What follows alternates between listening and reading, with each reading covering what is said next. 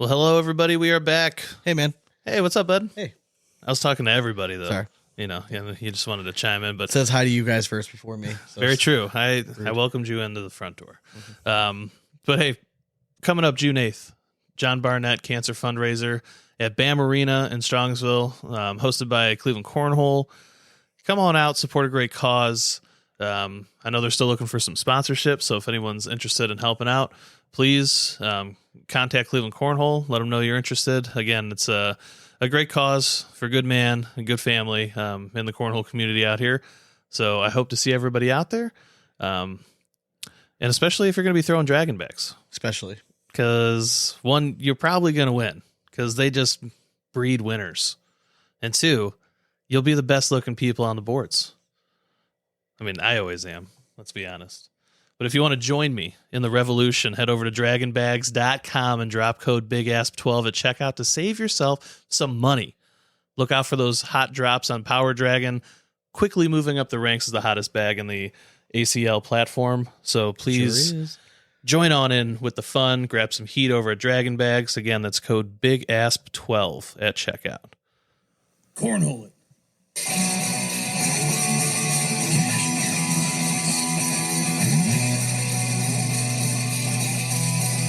Big ass cornhole. We hope you throw it straight. And nothing but four baggers from here on out. All right, welcome back to another episode of the Big Asp Cornhole Podcast. It's going to be one of those kind of episodes already. Yes, it is. Yes, it is. What's going on, man? Not too much. Before we get in our first segment, though, I'm going to need you to snag me one because I actually forgot to grab one out of the fridge. Sure. Yeah, you want to If you don't entertain mind. folks then? I guess. Yeah, so Sean's grabbing me a beer right now. He kind of looks like he's beginning phase of Mega Man, if you're familiar with his cannon sleeve. So yeah, we'll get into that in a moment. But first, Sean, take it away.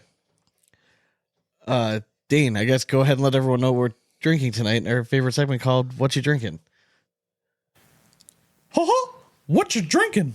Great job, buddy. Can I have one? Great job. Oh, I guess so. Thanks. Actually, you betcha, Oh, because that's what we're drinking. You betcha from Sonder Brewing. I'm sorry. Sonder, the realization that each person is uniquely crafted. That's what it says at the bottom. But this is a hazy, hoppy New England IPA. Sure is. It's delightful. Crushed a few of them last night. Going to finish them up today. 6.5% alcohol for all those at home. So easy drinking. It's flavorful. Sean gave his first little ooh. we tested them out last night, too. Let me join him real quick.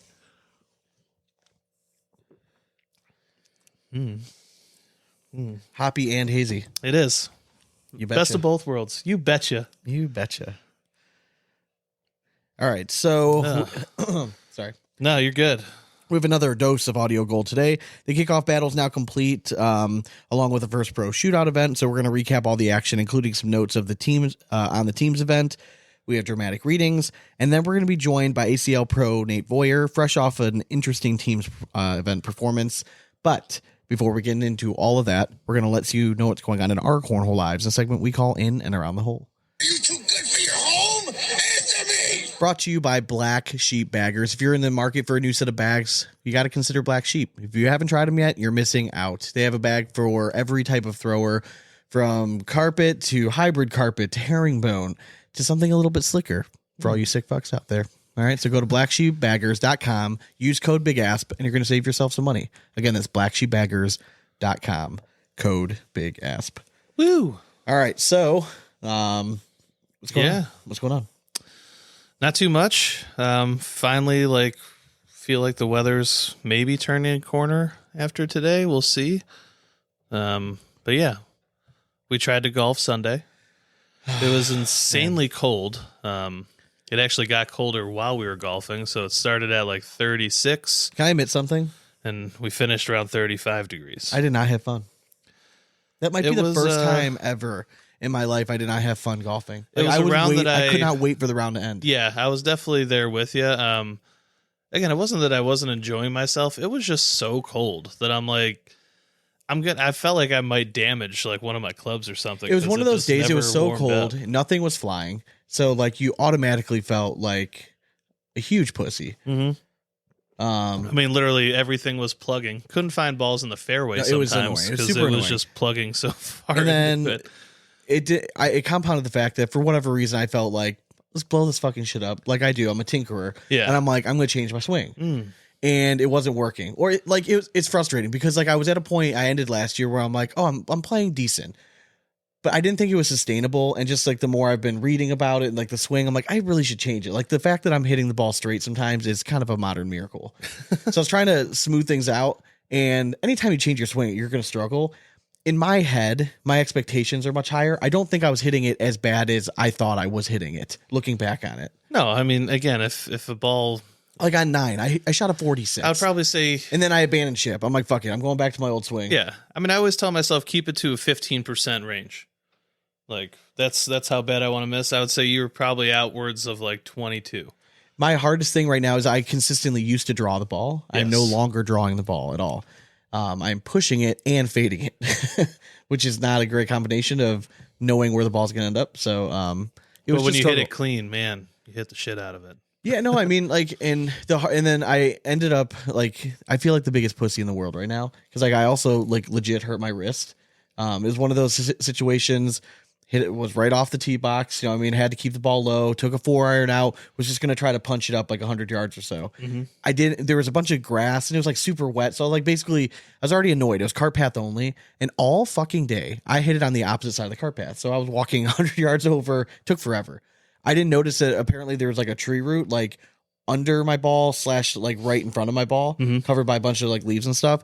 And I drilled that motherfucker with my wrist and like with the club. And I woke up this morning, I could barely move my wrist. So like you were already giving me shit for, I had my He wrist came all over taped with up. his wrist taped. I think that's the first piece of the Mega Man cannon that If we weren't going to Arizona in a week and a half and we were going to, I would not be doing this. I would have been like, just deal with it. Did you ice it at all? No, not yet. But like it's getting to the point where I'm actually concerned that like it's going to be not fun swinging a golf club. I'm going to do it, but it might be to the detriment where I might not be able to play after that. I mean, you almost have 2 full weeks. That's what I'm hoping. Like, I think I'm not touching a golf club. I'm not doing anything until get on a nice I like get out there. anti-inflammatory regimen. See what can help. So you're the doctor, figure it out. I'm trying. So, I came over here a little bit later than I normally do.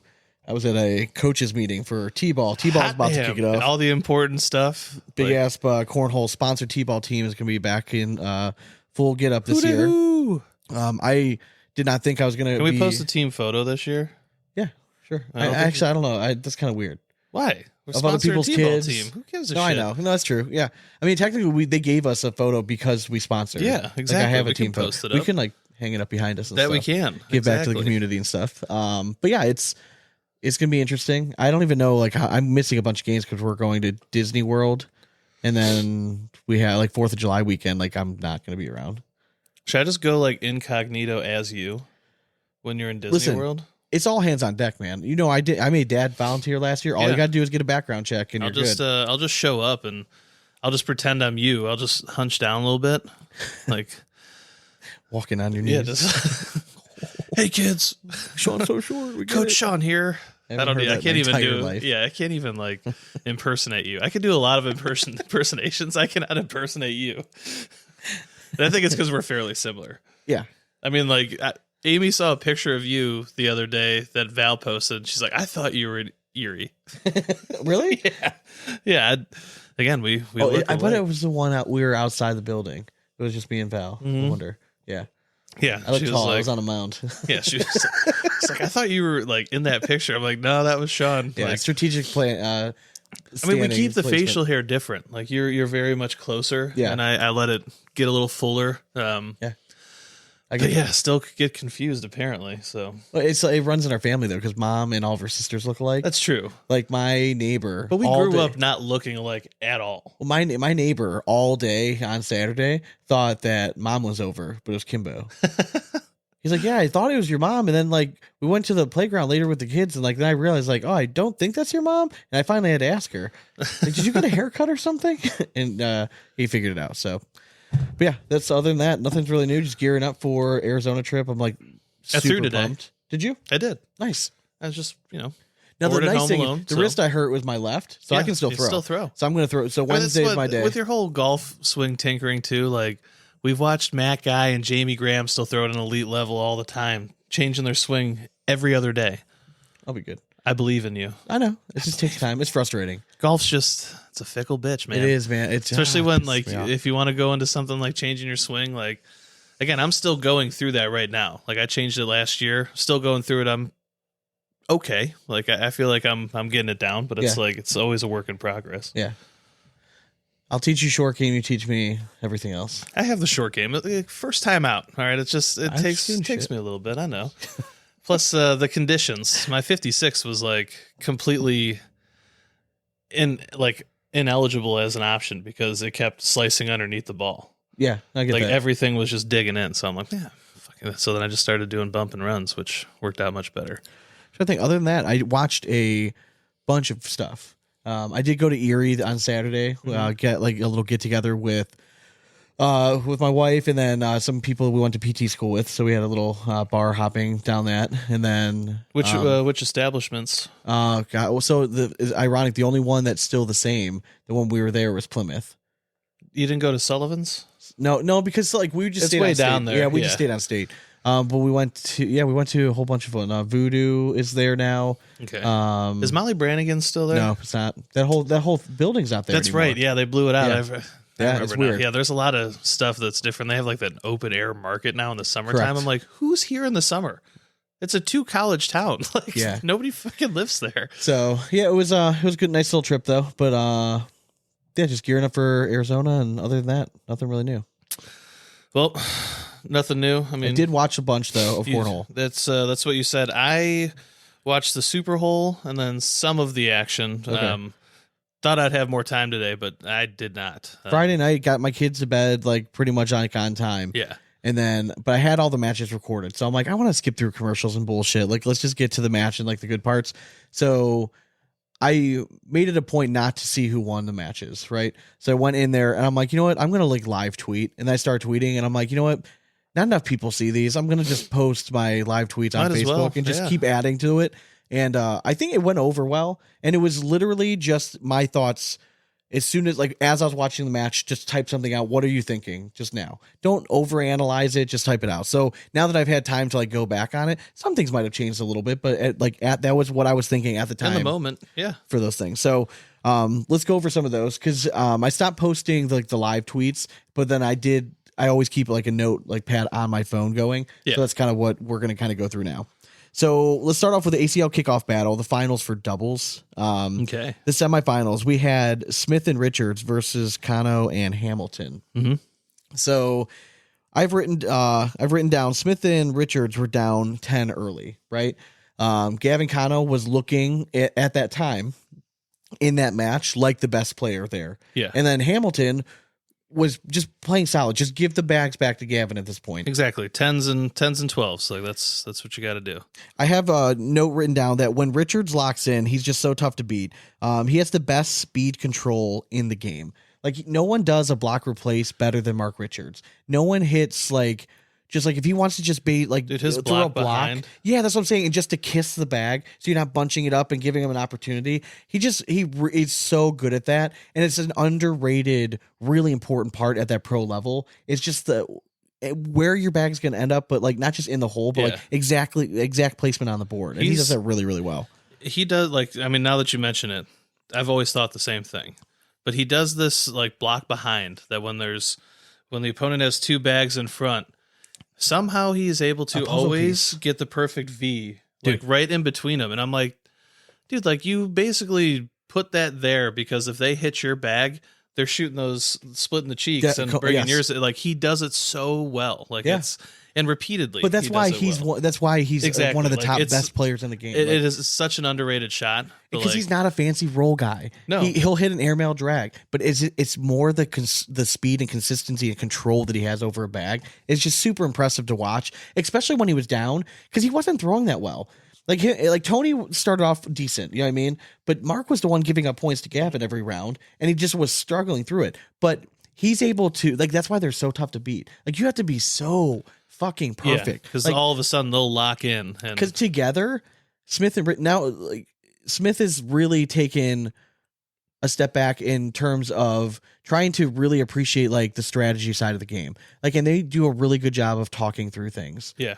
And then when we already know Tony Smith can hit all the shots, Mm-hmm. but when they're already like a step ahead of everyone in like that chess match style of game, it's really, as a doubles team, they're going to be really tough to beat. Yeah, for sure. Especially 'Cause the when you're fact that you're able gonna to get execute. And both that's what of them they do that very on an well. off game. Yeah. It's just really tough. Yeah, for sure. And even like, again, they were down 10-0. Richards was struggling. Then all of a sudden, once he locks in, it's game over. Mm-hmm. The next thing I had written down was Hamilton shows flashes, right?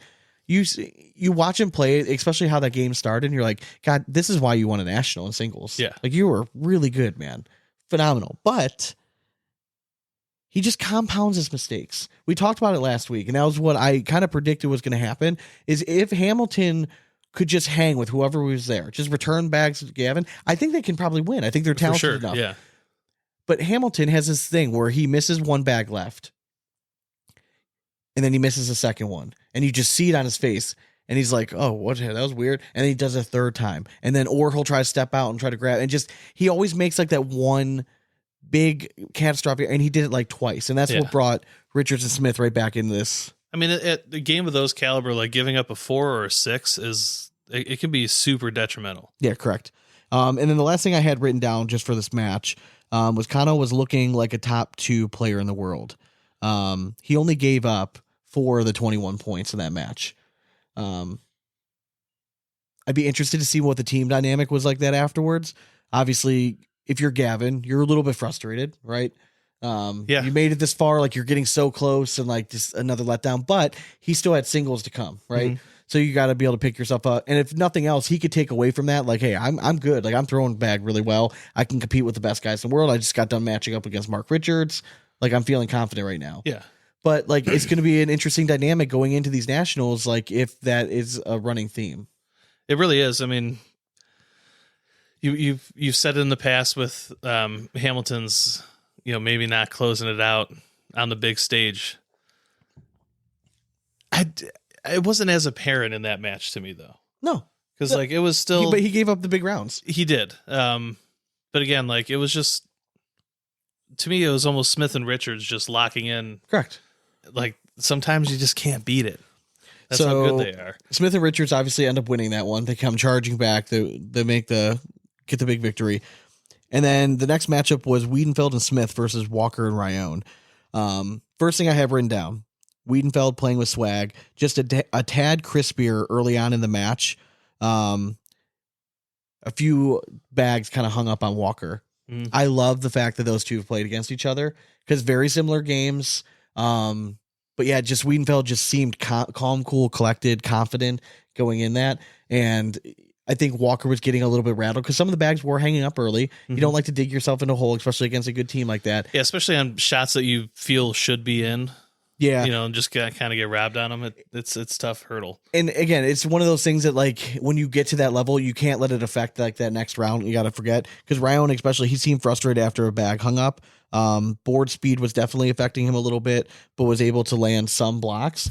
But by then it was too late. Like he just wasn't as sharp. And I feel like the fact that he wasn't on his A game, maybe it was causing Walker to kind of press a little bit. Mm-hmm. But Walker impressed me. Again, every time I watch the kid throw, like he shows like he can play all types of games. I mean, he's top 10 level right now. The way that he's throwing. Yes. I did write Ryan Smith was inconsistent at times, but buckled down when he was needed the most. He did not have his best that day, which is rough. And again, that makes that argument where that 2-week waiting period. Yeah. If the finals are played that day, and again, Monday morning quarterback kind of thing, I mean, you can make a very strong case that Smith and Wiedenfeld might win that because they looked like the best team that day. Mm-hmm. 2 weeks later, Ryan just wasn't on it quite his A game. But I think more importantly, he's been a pro for a long time. He's going to figure his shit out. He's not somebody that I think we really have to like worry about. It's just a rough day. Yeah. It happens. But Wiedenfeld, him looking like a stud, to me, that's a really good sign that they're a team that this probably isn't going to be their only bracket win. No, not at all. No, I mean, I love seeing Wiedenfeld performing the way he is because we knew he had the game. Yeah, for sure. Shock to the system last year, obviously. Yep. I love to see it recover, and I think Ryan Smith has a lot to do with that. All right, so then we have the finals, which was Smith and Richards versus Wiedenfeld and Smith. Early on, I have Wiedenfeld was forcing Richards to take tough shots. Richards was executing sometimes. And I said he did a really great job dictating the early rounds. Like he was kind of just, I mean, he was playing with confidence and he was loose and just like seemed like, I'm like, shit, I don't know if this kid's going to miss again kind of thing. And every time like he would leave a bag in front and just force Richards to have to like hit an airmail just to wash out a round kind of thing. And I think that is the strategy you have to go with when you're playing these top level guys. You have to play the percentages game. You give them an open board slide shot, they're going to make it. Yeah, exactly. But you give an airmail, like, I mean, there's still a higher percentage that they're going to miss kind of thing, or a rollback, something like that. Ryan Smith started slow and Tony was just clutch. Tony was just any shot that he needed to hit. And if it was an airmail, he was hitting it early. And I think Ryan was maybe pressing because he knew he maybe wasn't just 100% feeling uncomfortable. Smith and Richards are tough to beat because once Richards locks in, he just doesn't seem to make a mistake. He just really polishes, buckles down. He is one of the few pros out there that knows when giving up a 2 is a win.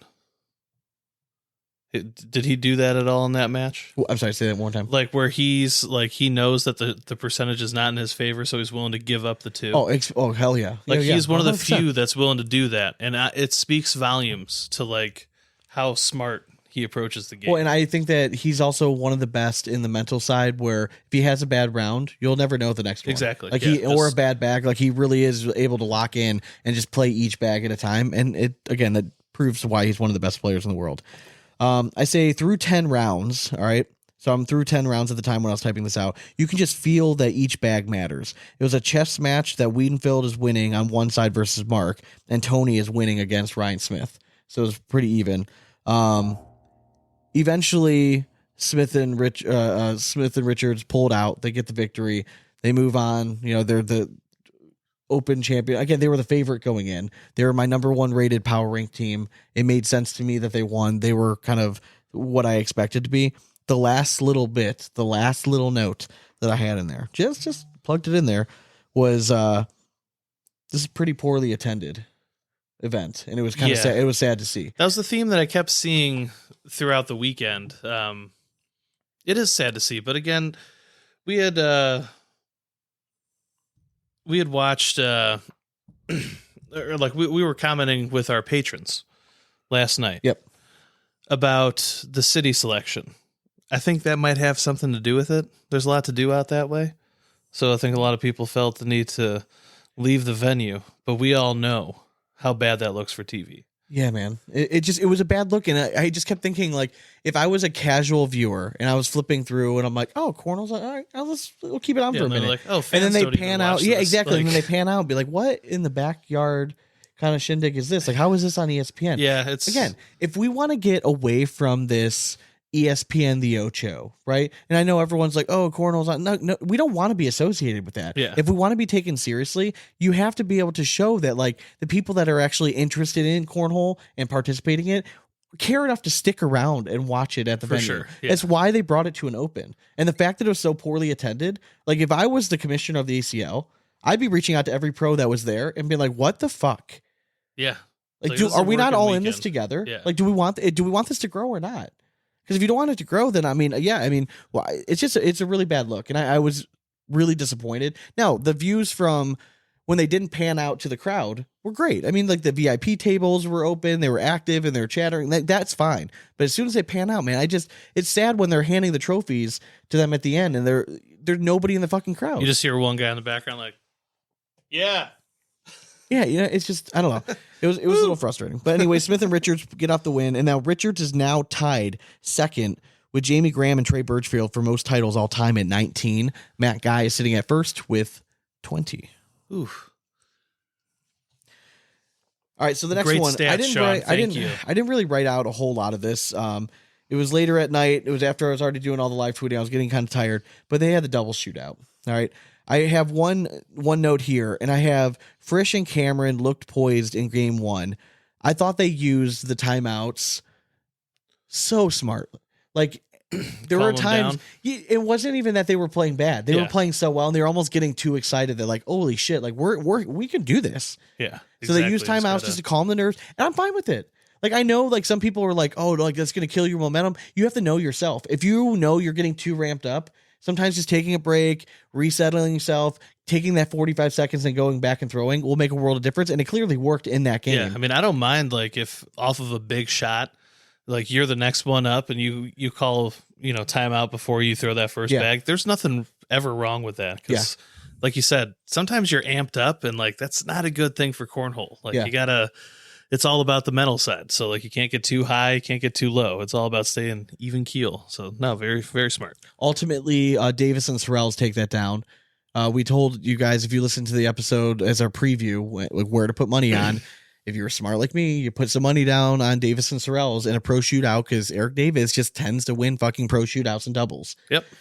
He just is really good at it. We've all known how talented he was. He definitely put that on display with some of the shots he was hitting, and he was not going to. He finally showed me what I've been waiting to see out of Eric Davis forever, that he is now undeniable the alpha on that team. He is the A motherfucking player.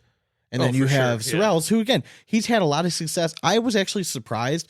Sorrells did not play as well as I thought he would on the broadcast court. I thought he's a showman. I figure he's a showman. You put Matt Sorrells, short Sorrells back on a broadcast. That's how he made his name. That's what I'm saying. He's just going to be the darling of the ACL again, and everything's going to roll through, and I think they're going to have a lot of success. He struggled, and you could tell that he was nervous again. Yeah. And maybe it's just because he's finally just getting back into, like, really throwing a lot. Yeah, I mean, it's hard to get to that level of no one's beaten me today. Correct. Like it's hard to get back. But he locked in when he needed to lock in, and Eric Davis was Eric Davis, and it is what it is. So it's no huge surprise if they won that one. They're going to be a lot of trouble in the final event. Oh yeah, for sure. Yeah. All right, so let's go over to singles. The first match you had Jeremiah Ellis versus Adam Hissner, and this match basically broke up into 3 parts. You had part 1, which was Jeremiah Ellis pretty much butt fucking Adam Hissner up and down the court. And then you had part 2, which is the part that I wrote down here. I had admired Hissner's grit so much because at one point it was 19-6. Yeah. There was a situation where Adam had a bag hanging over and he might be able to drag it with an airmail. We all know that he can hit an airmail drag, right? Or he could just slide it in and extend the match. I know myself, I'd be like, well, I'm probably not going to win anyway. I'm shooting this shit. I got to put points on the board. He stayed patient. Yeah. He put the bag in, and that was the turning point. I made a mental note to write it down. That was, it was 19-6. The next round, he then starts running it up, and he brings the score all the way back to 19-18. And you can tell, like, listen, Jeremiah's a hell of a player, right? He's #1 player in the world right now. He's played Adam enough to know, like, oh shit, like I gotta start stroking. So you're saying he might be the #1 player in the world, but he still gets nervous? Yes. Gotcha. Got a little rattled. Just a little bit. Yeah. And it ended up being an epic match. I'm glad that Hissner showed grit, fought through it. I think it showed a lot. And again, he's throwing really, really well. I think the biggest difference in that match was bag selection. Any bag that was by the hole, the Viper R's falling in. He was throwing the Talons from Titan bag. Good bag. Obviously, he throws it very well. But there were a few bags that, like, at times, that bag, because it was carpet, hung up on the hole and didn't slink back down. If that was like a hybrid carpet bag, it's for sure slowing down. The Talon's not hybrid? No. It's not? Okay. No, it just kind of hung on the hole. So I think bag selection, that definitely played in Ellis's favor in that matchup, for sure. Yeah, I mean... And I thought that there was a clear respect between the two, because after the match was over, I don't for sure know if this is what Adam said, but I thought you could kind of hear him in the broadcast say, like, hey, go finish this shit. Like, you basically, like, if you're beating me and they're knocking me out, like, it better be one of us two. Yeah, it better be one of us two that goes, so go finish it up. So I thought that was a very cool moment. I mean, again, I feel like I thought it was very classy. Should be mutual respect there. They faced each other more than enough. And again, and exactly. And people were like, they want like the chirping and stuff like that. Those two respect each other so much. And like, again, Jeremiah is not a chirper at somebody. He's more of a motivational self-talk, rah, get the crowd fired up kind of guy. Yeah. But now if you'd see those two face off in a non-ACL on television match, that's where you're going to get the little banter. For sure. We had the luxury. It was at the Alec Brown tournament last year. Those two faced off in the finals, and that was hilarious. A little louder. We'll put it that way. to say the Put it least. that way. All right, so you have Jeremiah Ellis squeaking past Adam Hister in the first match, and the second match was Braden Wilson versus Gavin Cano. Going into this, I had Jeremiah Ellis as number 1, Gavin Cano number 2. Mm-hmm. Braden Wilson was not my top 10, although I said that, we got to at least keep an eye on the guy. I mean, if he wins a bracket, he deserves, an honorable mention at worst. So I get Wilson as 12, right? And this is leading into the match. And it's cool that he made it, but watching the broadcast, all I kept thinking to myself was like, man, if I was Gavin Cano, I'd feel so fucking disrespected watching all this fluff hype bullshit about a 12-year-old. Yeah, that he won a bracket. Like I've been going around winning opens, and like I'm probably the second best player in the world, but zero coverage. Now, again, Braden Wilson's 12. It's pretty cool that, or whatever he is. He's phenomenal player. Pretty sweet that he made it. He's personable. He's charismatic. I get that part. Mm-hmm. I just thought that if you're going to have like this pre-match video, you got to have representation from both sides. Yeah. You can't just pan on 30 seconds before the match and be like, Gavin's from Texas and he's this old and he's a really good player. Like, I mean, what are we doing? Yeah, here? you got to pump up both sides. I get to lean a little more into Braden because the story's a little more marketable, but I mean, you said charismatic. I mean, I think Gavin's actually pretty charismatic. He's well-spoken. He's marketable. So, I mean, just they need to not sleep on it because he's playing like one of the greatest players in the world right now. I thought early in the match, Gavin did a great job minimalizing any mistake he made. He was okay with going for 2. He wasn't chasing bags, and he was forcing Braden to take the riskier shots. Mm-hmm. Early on in that match, Braden just wasn't hitting him. He was a little bit off. You can tell he's probably a little nervous a little bit. Yeah. And then what happened is those TV timeouts come right around that round 11 or 12, and the whole match seemed to change. Now, I wrote down here that although he was down big early, I thought Wilson handled himself well. All right. This is at halfway through. This is a halfway point. And I wrote down, does his behavior change and body language continue? Like, is he going to stay positive throughout the whole match, even if he's losing big? Well, the confidence clearly wasn't leaving because he came storming out of that, ends up taking a lead. Yeah. Felt bad for him a little bit after the match. He just didn't throw the best round or whatever, but super talented. But I thought he handled himself very well. Despite being down early, it would have been very easy for him just to kind of completely fall apart and just not even make it a match at all. So, I can't remember. Oh, okay. So I wrote, it's hard not to feel for Cano. He's a great player, just struggles closing, but found a way to win. But it's hard seemingly have an entire crowd root against somebody. Yeah. Some people thrive in it, Cody Henderson, and others it's really hard. And I wonder if if you could even feel, but like, it's hard not to notice when like Braden Wilson had like an entire family of like with t-shirts on wearing his face. And like, you wanted like, I'm like, I want Gavin to have like a cheering section too. You know what I mean? Like even it out a little bit. Cause he's still a young dude as well. You know what I mean? Exactly. But so it makes it a little bit sweeter. Like when he does kind of pull off the victory. I don't know. Maybe that's just a cynic. We always love the underdog, Sean. Yes, correct. All right. So in the finals, we have Gavin Cano versus Jeremiah Ellis. Or in 1 versus 2, literally couldn't write it up any better than this. I think Cano just needs to pause and think strategy when he was leaving. Okay. He took an airmail and gave up 4 points and the lead late when I think a simple push shot just minimizes damage. Yeah. Like sometimes like I feel like he just needs to take that time out. Just go and look at shit. Really think about like, okay, don't think about like, oh, if I hit this shot. Exactly. Think about like if I miss this shot, what is going to happen? Yeah. Should I only give up 2 here or should I go for the glory? Correct. Yeah. Because early on, like again, he was looking like the better thrower. Jeremiah was just like a little bit right, a little bit left, and he was just ticky tacking all the way up. But you can't let a guy like that into the match. No. Because as soon as he gets a little he fire thrives into him, on mistakes. He really does. Done. Yeah. And that was really kind of the entire match was just Jeremiah capitalized on mistakes that I felt like at times Gavin might have been able to minimize, but like he just wasn't. He was just playing ultra aggressive at times. I mean, we saw Jeremiah against Matt Guy, and it was literally an epic comeback. Yeah. And it was just him literally capitalizing on every single mistake. It's like once he smells blood in the water, or once he's locked in, good luck. Yeah, correct. It's so, and I thought the most impressive to me out of the thing that was the most impressive all weekend was Jeremiah Ellis doing what's probably the most, or not, wow, that's terrible grammar, doing the hardest thing in sports. The most hardest is living up to expectations. Yes. He had a lot of expectations from people going into this. You know, he was, I mean, they started a Facebook group about him. ELLIS, Sean. A lot of expectations.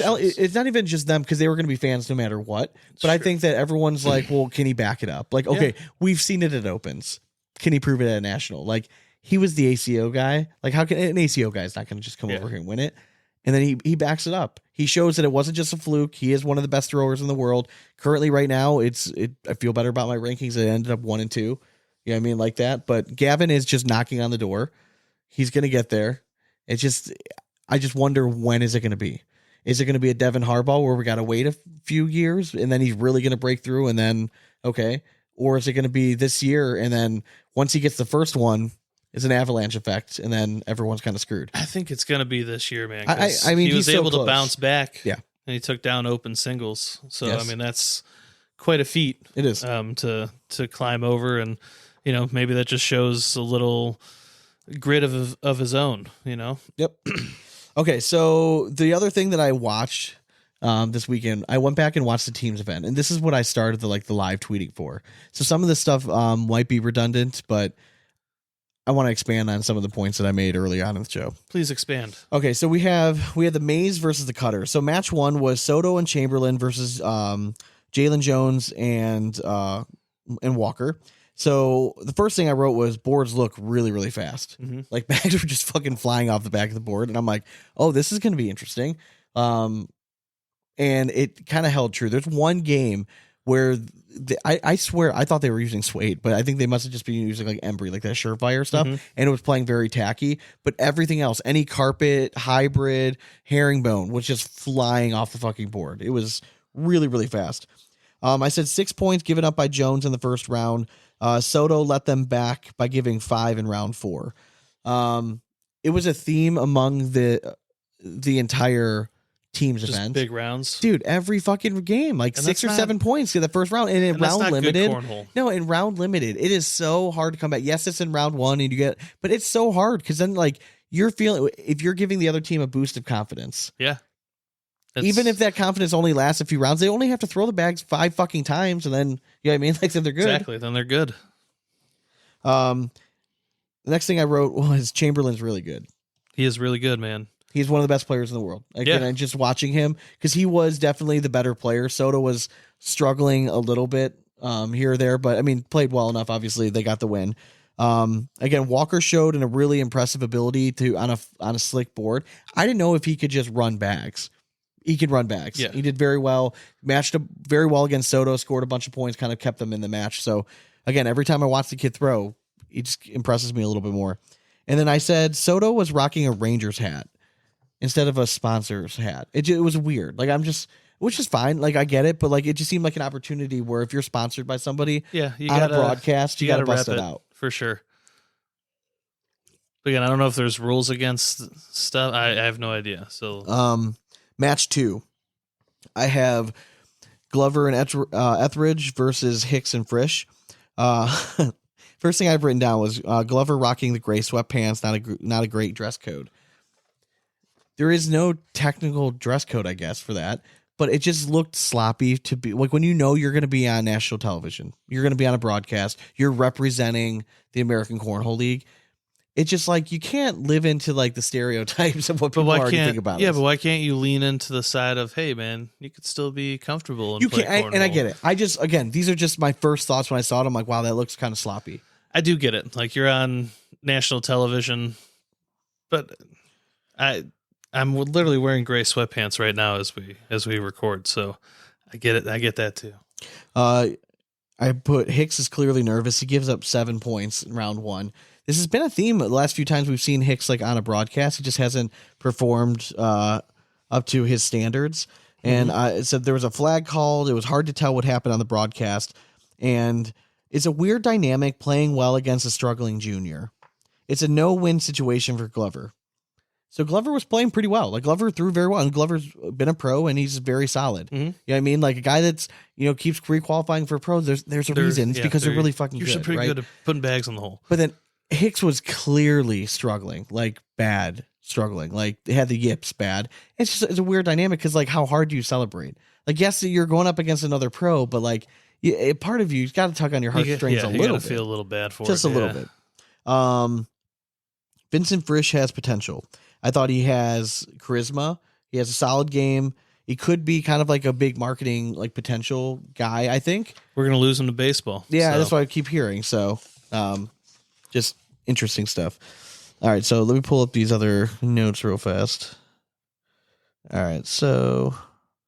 I mean, if you want to see the other notes, check them out. They're on Facebook. Oh, the one thing I want to say, round limited matches suck. They do. I'm out.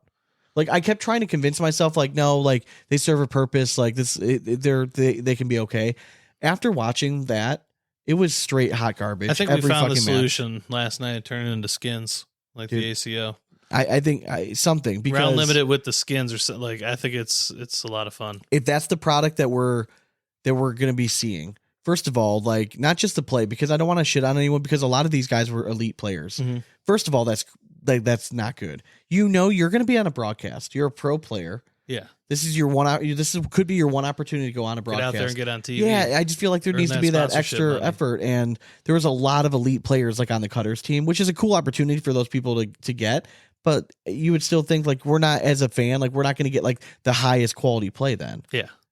Right. No, I agree. And I can't do the round limited thing anymore. I'm out. Like every time I think like, oh, a match could be exciting. It really could be. It could be a great format. It just rarely is. But I mean, do you think that the just the speed of the boards and the level of play was a lot to do with your take on the round limited stuff right now? No, I think that it has to do with the people are inevitably going to be the nervous. Shootout stuff wasn't more fun to watch than the teams. No, if you're telling me would I rather watch a shootout or singles, like in both both singles format or doubles format, I'm going to the 21 route every time. Like I do not want to see this because again, look at Adam Hissner down 19-6, dead to right. Yeah, that if that's round limited, that's over, and he got fucking crushed, and everyone's talking about that he doesn't even deserve to be on the same board. But now he hangs around. It's a gritty game. Comes back and makes a score 19-18. Like that's what's great about not having round limited stuff. I mean, round limited definitely cuts short the opportunities to hit that game changing shot and everything, which I do get, like, because that's the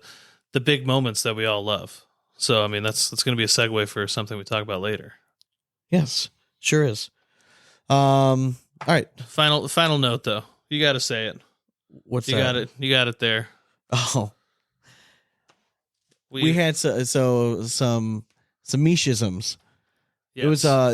There were some, man, like, and I really like Cornhole Michelle Thompson a lot. All right, she's been a guest on the show, but it was there were a few times where it's just really awkward moments. One of them I turned into a reel today, which was instantly turned into one of my favorites. Yes. When she was interviewing Ryan Windsor, and I would love to know what was said in her head, because they must have been saying in her earpiece like, "Hey, we're cutting." Yeah. Because then she turns and there's just this awkward moment between her and Austin Rayner, which is great. And then the other one is, you can't be running around back trying to figure out your stuff and not pay attention to the games. And then you're interviewing one of the players and you ask, "What's your strategy for the second half of the game?" Yeah, that's a really bad look. Yeah, that one was funny though. It was hilarious. Don't get me wrong. Like, and that will become a reel as it's well. It's definitely a blooper. It happens. It happens to everyone, but you hate to see it. Like when we only get so many opportunities on like a national broadcast to do it, you just want to be really crisp. So, and I'm sure she's beating herself up about it, but we gotta. I mean, it's a cornhole podcast. Yes. We gotta have some fun. Gotta with have it some sometimes. fun. So, all right, let's do one dramatic reading here. Let's do it. In a world where bean bags have brought men to their knees, social media serves as sanctuary for keyboard warriors. Time for the dramatic readings. And as always, dramatic readings are brought to you by Big D Bags. Everyone loves a pair of big old D's flopping around in their hand. So jump on that train. No diddy. Head over to bigdbags.com and get your hands on some girth today. Dramatic readings. Manny Steampot. So at what point are these pros getting drug tested like promised last year? I'm assuming the ACL is too cheap to pay for it and is just making empty threats. I'm one limitless pill from being seniors world champion. So do we honestly think a limitless pill would make you the greatest cornhole player in the world? I honestly don't know what, like, if they did do the drug testing or not. Like, I don't know honestly, if they did. Yeah, I don't really care at this point, to be honest with could you. have been an empty threat. Who knows? Yeah, I'll ask Nate. I'll be interested to kind of find out if they had to or anything. But or it's just like for cause only. I kind of like hadn't even thought about it, to be honest with you. Yeah, no, I mean, it was a big deal in the moment, but then Yeah. like, I don't know, just, again, Interesting. like everything just fades into the mist because the world moves too fast. Yep. All right, you want to cue that rap horn? I guess. Do it. Oh, I went past it. Just a single rap horn. All right. You can reach us at Instagram, Twitter, TikTok, and YouTube at Big Asp Cornhole. And Facebook at Big Asp Cornhole Podcast. Thanks again to our sponsors. Head on over to DragginBags.com and drop code BIGASP12 at checkout to save yourself some money. Get them. Don't forget about Black Sheep Baggers. If you go to blacksheepbaggers.com, use code BIGASP, and you're going to save yourself some money.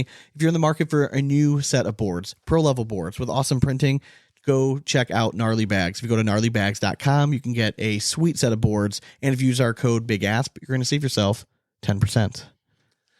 Last but not least, the Big D Bags. Once again, get your hands on the girth. Go over to bigdbags.com. Patreon. If you're asking yourself, God, these guys are just awesome. How can I support them? If you go to patreon.com/bigaspcornhole, for the price of a beer a month, you can get yourself some bonus content. We have happy hour calls. We do giveaways.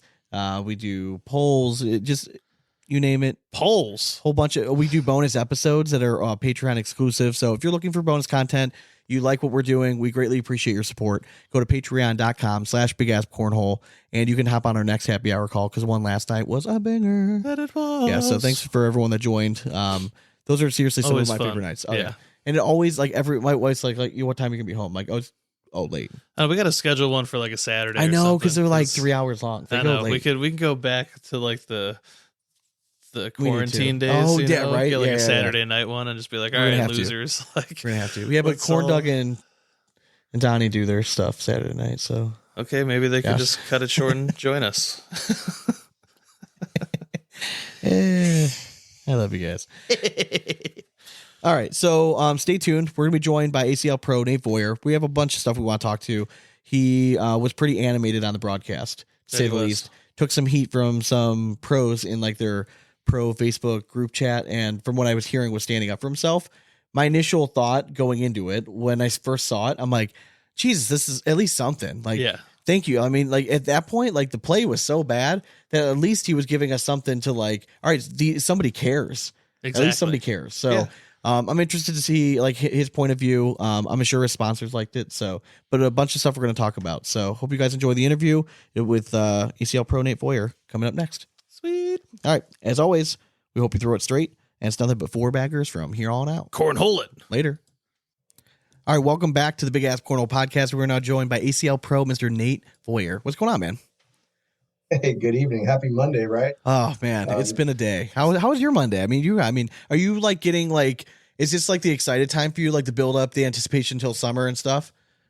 So what's great about this for me is, I have about, not that I'm counting down, but I got 26 days of school left. Hell yeah. And what that means for me is, that means shorts, maybe a shirt, flip-flops, Maybe a swimming, and lots of backyard cornhole, which I love because that's what all started it, right? And it means a little bit more practice and playing and just, doing those kinds of things that kind of kick things off for the cornhole world, And you guys like have perfect weather there, like 90% of the year anyways, though. So it's like cheating. Yeah, I mean, it was 84 degrees here today, so it was nice. A little chilly. Hey, for you we guys, or- we finally touched 50 today. We did. God, dude, we were telling early on in the episode, we went golfing yesterday.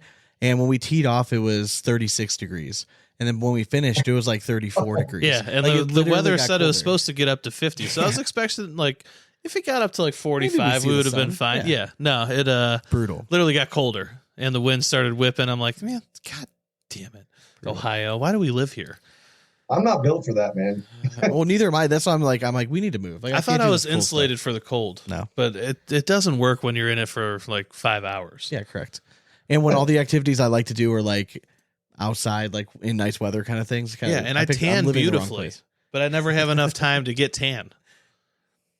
That makes me think of one of the opens I went to in South Dakota. The first time I actually played Ethan Walker, I'm like, oh, the hotel's right next to the venue. Super cool, right? I packed like really easy. I'm like, there's snow everywhere, man. What the heck? I'm like, I don't know if I'm gonna make it across the parking lot. Like, fuck that. You didn't pack your snowshoes? I get it. Now you're born and raised, right? Yeah, Stockton, California. Stockton, that's right. Okay, that's right. Very cool. Very cool. All right. So the reason I reached out to you was because I was watching the team's event. So I made an effort. I flipped it on. I had it recorded. I didn't want to see who won or anything. So I'm like, all right, I'm gonna live tweet like me watching this as I was watching the recording, just for my initial thoughts, just throwing it out there. And it was, for lack of better terms, it was not a great product, I thought, in general, as a whole, going out to watch it. Like, and this is coming from like a cornhole honk, right? I'll watch anything that's on there.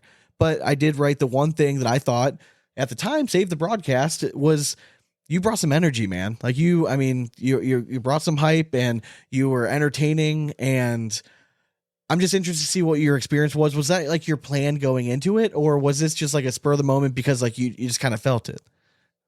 All right. So to kind of set it off, when I first got into cornhole, my goal was to make pro and then get on TV, right? Okay. Like a lot of people do, right? That's crazy, right? To think that you might play cornhole on TV or whatever. But the first time I did a teams event or even Super Bowl, I was really nervous, and it was, I went into it that way, and I really didn't play that great, even against Sarah Cassidy and Super Bowl, where I got to play with Vernon Davis, 14-year. Yeah. Still one of the best Yeah. best grabs they've gotten for Super Bowl. Yeah, in my opinion. They've been doing big things. I do think the NFL thing that they're doing, I think that's cool. I mean, no, it is. It's very cool. Yeah, no, and you can even tell because like the audio. We'll get to this like later on, but like even just the crowd, the crowd was big. Yeah. You know what I mean? You could tell people are actually interested and they want to see it. sure. So it is a good thing. So I do agree. I've come full circle on the Super Bowl 100%. Yeah. So going into this one, I bought a table at table 7, right in mid court, right? Because I had my son there. My wife was going to science camp with her kids. Sweet. And, I'm going to make this a boys trip. I'm going to show my boy.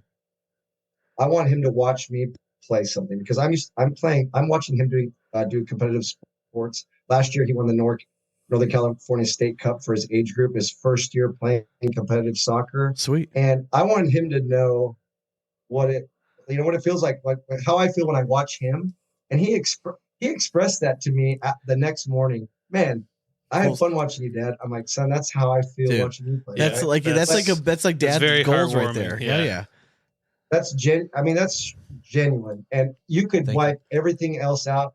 Every other pro that says whatever they want to say, whatever sponsor, you wipe everything clear. When your boy tells you that, he gets now, every time I watch a game, he now knows what it's like for me to watch him. And that's it. And I went into that, to go back, we bought a table, and I was really nervous about where he was going to be while I played. As a teacher, I'm always like, you're always watching. Oh yeah, for right? sure. I get that 100%. Yeah. Protect mode, right? That's just what you do as an educator and as a dad. And Desiree McCoy is another pro in our area. She had a good friend there, Carrie, that was watching her, and I know her. And she sat at our table, and once she was there, and even You could kind of take a deep breath, Vincent, right? Vincent Fresh's dad, who we know very well, sat at our table a little bit, and I felt super comfortable. Yeah. And when we were watching we did a early recording of the 5 p.m. had a broadcast of 2 other teams. Yes. For a recording for later. And that match is coming up this Thursday, folks. And I was, I love cornhole, and I was kind of bored with it, to be honest. Okay. And I I'm not one to knock the ACL because they provided me so many opportunities. Really, genuinely, I've been to a lot of places, but I do think the ACL is good at reflecting lately on things that aren't working and are working, and the pro committee for pros and things. Even like this Open, changing the mats back to carpets. That was a great thing, helping by the pro committee. That was a great thing that changed for the better. But I was bored on that a little bit, and even my son was like, I took my son into the room next door where the Open was held, and we threw bags during that broadcast. And I said, I'm not going to be boring on TV.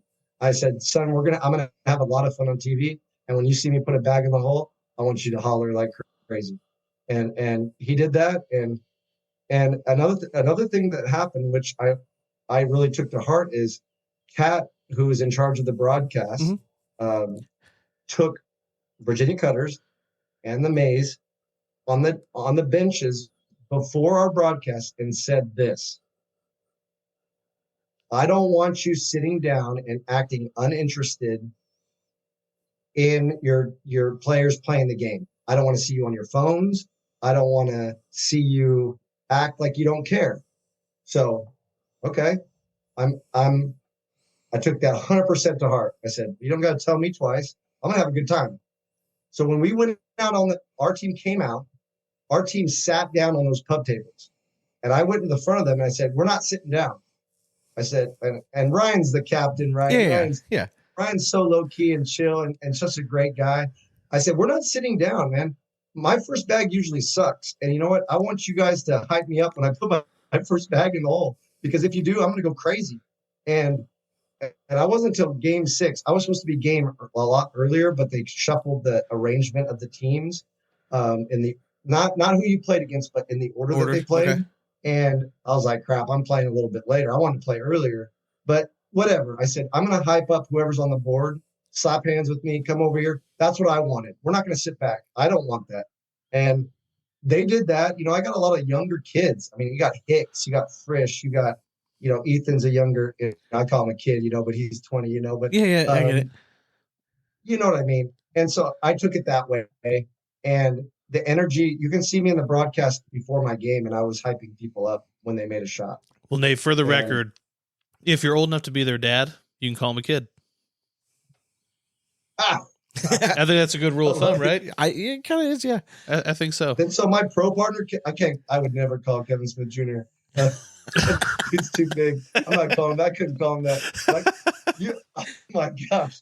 We were while I was live. We were going back and forth. He was messaging me while I was live tweeting and stuff. Yeah. I need to get him on the show. Yeah, I know. He gets it. Dude. He gets it. He understands what cornhole is about. Yes. And we play for the same reasons. So the thing I wrote live during that was it's ironic you said it. I literally said Nate Voyer in quotes gets it. Can the showmanship be corny? Sure, but it's way more entertaining, and perhaps more importantly, it's memorable. It's memorable. We're gonna remember all this stuff.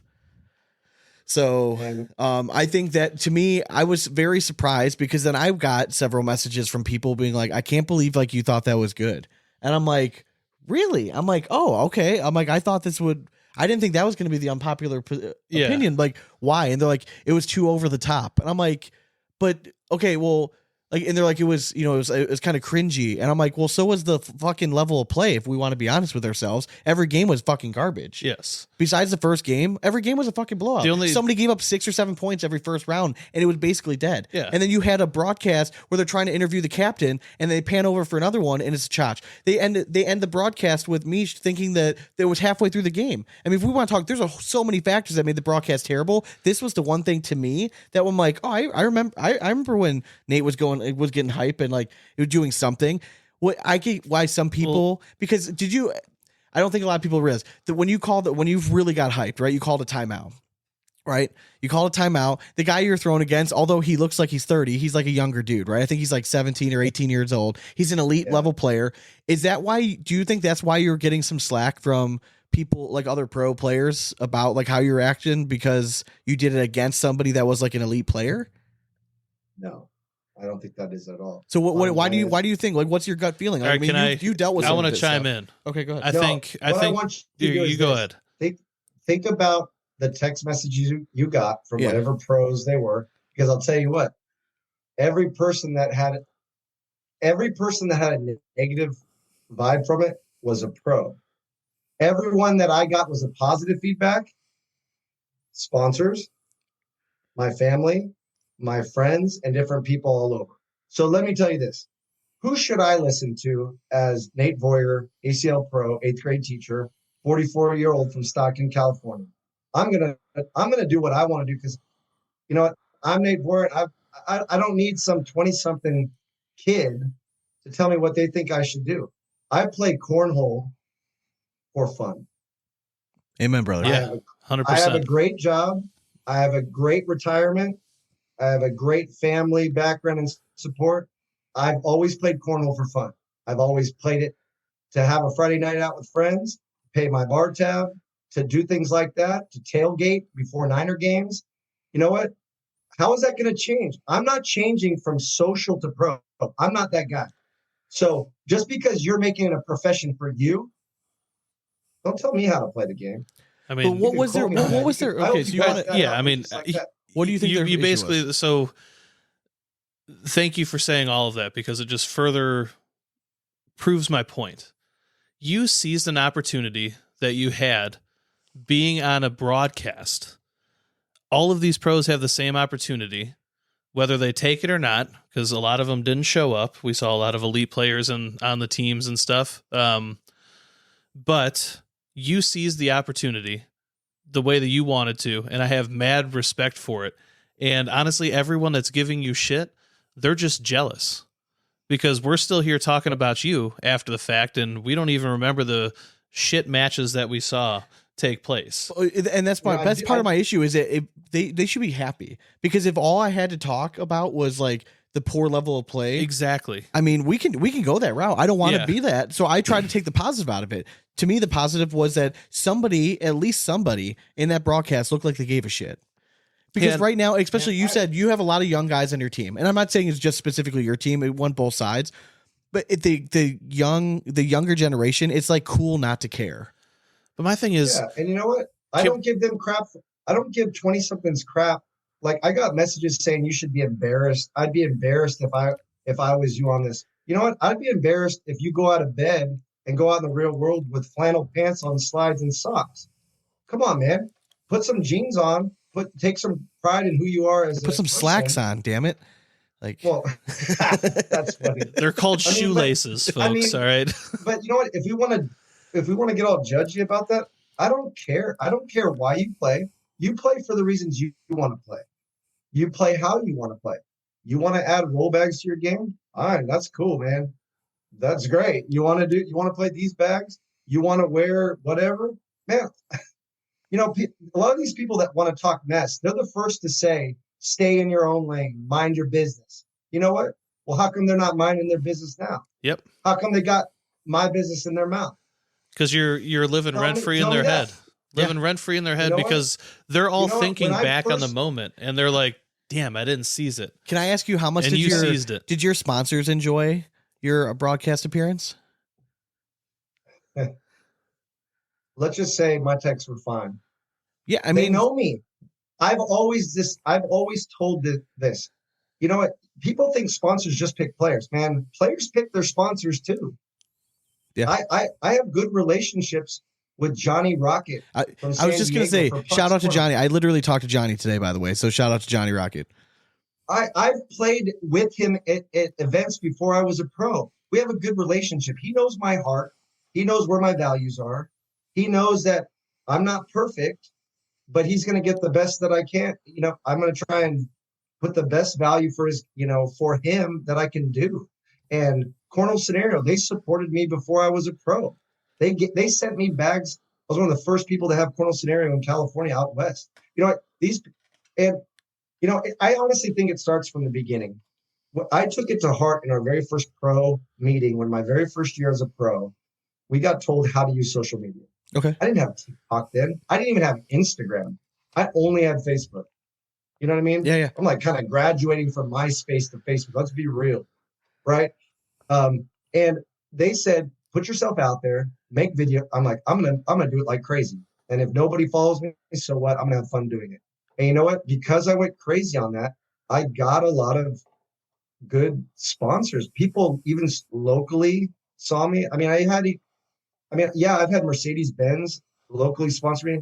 I mean, it's how I got Corn Nuts. Me and Blaine Rozier were the only two that got that sponsorship. Yeah. I mean, there's got to be a reason for that. And if it's working, oh, wait a minute. Oh, did Zuka message me after the broadcast? Oh, now I'm an ambassador for Zuka. So I guess it must be working. Yeah. Yeah. I love it. That's what I've been saying. Like there's many unique ways to go about it. So we've touched on like there's the outgoing way, like on a broadcast, like you just did. If you're like a quiet, reserved kind of guy, like there's other ways to go about it, but like you can't shit on someone's method of trying to promote like their brands. I mean, like that's just how it was. So I personally, I don't care what anyone else says. If you really were looking at it, and I was trying to look at it as through a lens of somebody that's not a Cornhole fan, the casual fan, right? If I was a casual observer of the game, Yes. I'm switching that shit off so fast in so many of those matches, because even if like I don't understand like if someone's struggling and like it's a blowout, like I can appreciate like a quick match, but like I'm not gonna get the subtle nuances like, oh, like they don't even look like they want to be there. Like they don't look like they care. Like, Yes. because a lot of us like they take it for granted because they play so much. It's sometimes it can get boring. Unless you're a diehard fan, it can get a little bit boring. We can be honest with ourselves about it, but it doesn't mean that it doesn't have to be. It can't be entertaining, and that's what I thought you brought to it. I thought you brought some entertainment, some levity to a situation that to a broadcast that desperately needed it. Either. Like I'm not. I appreciate the feedback, but you know what? I said, okay, all right. My phone blew up from one particular pro. At night, I'm going back to my hotel. My phone blows up. You should be embarrassed. You're just this and yada yada. I said, man, that was the best. I mean, this is an open platform. I mean, if you want to throw a name out there, all I can say though, all right, for all of the people giving you shit, there's one thing that I want people to remember: cornhole is not cool. I know it's maybe an unpopular opinion because we're a cornhole podcast, but I think the cornier, pun intended, the better. Yeah. Okay. We've always talked about how much more fun it could be if this thing had pyrotechnics and just some flair added to it. Like the viewership would go through the roof. I don't disagree. We're not here to appease. Going crazy. I want music to be going crazy in a venue at an open. We're not here to appease. I don't disagree, but what we have to avoid, and I think what the ACL is desperately trying to avoid, is we don't want it to look gimmicky, because if it's gimmicky, then we're going to be stuck on ESPN 8 The Ocho forever. And I've been a staunch advocate of getting us the fuck off of that when it's on. Like, I know it's like a novelty to have cornhole on there now, but if we want to be taken seriously, you can't be on the same fucking thing as like professional, like laser tag, you know what I mean? Like whatever it is. Tag. Yeah, professional tag. You know what I mean? Like nothing against that, or axe throwing, or if that's what you're into, that's fine. But you know what I mean? Like if we want to be considered like a legit sport that's trying to make it in the fucking Olympics, you can't be on ESPN the Ocho. There needs to be entertainment, but it can't be like over the top and like corny. Like we still need it to be somewhat about the game. And I thought you did a good job. Like you called a timeout. You were pumped. It's a mental game. Why is it okay for Cody Henderson to talk shit and do this stuff? Why is it okay for Jordan Power to chirp, but it's not okay for you to get excited and call a timeout? Because like that's my biggest thing. I'm not a top 25 or 50 player. I'm just an older player that's a teacher, that's middle of the ground ACL pro, that, you know what I mean, that is known for videos and not is being on a broadcast. And you know what? Let me ask you this. Listen, 90% of 90, I would say 95% of the pros in the ACL are exactly what you're talking about. Let me ask you this. What's better for a sponsor? What's better for a sponsor? What actually brings people to a webpage to buy corn nuts, to buy Johnny Rockets, pucks? Yep. What is it? What's going to bring you to cornholescenario.com to buy some copycats or catwalks? The guy you remember from a broadcast. It is a balance of someone like Ethan Walker to win all three events at an open. Correct. Yes. 100%. That's a good story. He's a young kid. All of a sudden, he's winning everything and doing really well. But there's got to be a balance between having some kind of personality, correct, and having some kind of skill. I think it's personality and a level of professionalism too. What baseball players do you like? What what NBA players do you like? Are they the ones that don't have any personality that just score? Or do you like their interviews after the game? Correct. Yeah, that's why I love Jared Allen. Yeah, no, I mean, my boy. I think actually, yeah, no, I completely agree, and it's something we've talked about a lot. know. Like, it's like I feel like sometimes as the younger pro movement, because they're already so good and they're winning a bunch, they lack the ability to look outside the bigger scope. Like to them, like the ACL is always going to be around, but to me as an outsider looking in, I'm like, I see it as like, holy shit, like you guys don't see it, but like this is not as big as it. We were not on the trajectory we were 3 years ago. We're just not. We'll be honest. Cornhole was the hot thing during COVID, it's definitely and now plateaued. we've definitely plateaued a little bit. Maybe membership is up, maybe, and clearly the talent level is going up because more people are participating in it. But you have to look at it as the general public. The only way it's going to grow and gain popularity is if you bring new people into the game. Yeah. An ESPN broadcast is a monumentally huge opportunity for the ACL to broadcast their product on there. Now, I think the singles and doubles of the Nationals lived up to that. The teams aspect, we were all initially, I was against it last year, and then I kind of bought into it by the end of last year. End of that first year. Last year, I thought they marketed it well. The draft was fun. Like they get trades in. I'm like, all right, I'm starting to get this. But then like I was still like, round limited stuff sucks. And then this year, the first time I sat down, I actually watched a broadcast was this one because I'm like, oh, okay. Like I finally knew when it was. Like they marketed it enough finally that like I knew when a match was. Yeah. And then that was first of all, how many fucking elite players were on Virginia Cutters? If you're a pro player, How many were on our team? I don't know. Like, I mean, that's what I'm saying. It seemed like a lot because there were a lot of names that nobody nobody knew of. Damon Dennis, one of like the all-time greatest. Yes. How many wins does he's got plaques enough to wallpaper a wall, right? He couldn't make it, right? But why is that? The goal was to have teams during an open to have bodies there. The problem is it was Thursday. Most people come into an ACL open on Friday, right? They might catch the blind draw on Friday, but they're there for Saturday rounders, doubles, and then Sunday singles. So I was, I get why we're doing broadcasts, even on the second nationals, why we're having 2 national things. The goal is to have it during an open because there's more players there, Completely spectators to hype the event. And I think that's a great idea. 100%. I do agree with that. But what is the ACL doing to draw those people to stay at the venue to watch these events? Or if let's true serum here. Yeah. What does it tell us if the people that are participating in the game don't even want to stick around and watch the best to do it on a broadcast? What does that tell us? It means that maybe it's just not meant for a broadcast. Maybe it's just never going to be what we thought it was going to be. I hope that's not the case. I mean, clearly we're putting a lot in this fucking podcast. Mm-hmm. We want the ACL to grow. We want to get national exposure, but we need to have the backing from our own clan. We preach in this cornhole community that we're a community. Well, fucking back it up. Yeah. If you want the ACL to stick around and be successful, you can then still show buy up, do the little thing, buy a fucking ticket and go to a broadcast. Put your butt in a seat, and it makes a world of difference. 100%. Sorry. I mean, and I think the pro community has done a great job about trying to. I think they have excellent leadership right now. I think it was a very wise choice. I think they have very good leadership right now. I think putting Josh there was a very smart decision. Josh Thielen, dude, one of the most respected guys, humble guys. Agreed. Super organized. Even did his research before selecting other committee members. You know what I mean? Like he did it right. Yeah. So I think I agree. I think they listened to, and you know what? They did. I will give credit to the ACL. The one thing that I think that they are pretty good at, they do listen to criticism. They listen to everything that's out there, and they do take that to heart, and they have implemented changes. They evaluate things that are working well and pursue it harder. And then I like the risk factor that they try things. If it doesn't work, oh crap, that doesn't work. Let's do something different. And you know what? The goal is to try and get spectators in the building, right? And I get that. They've way more. Let's go another route. How many more hours of broadcast time this year composed last year? ESPN Plus, ESPN, CBS, I think it's 300 plus more hours. Yeah.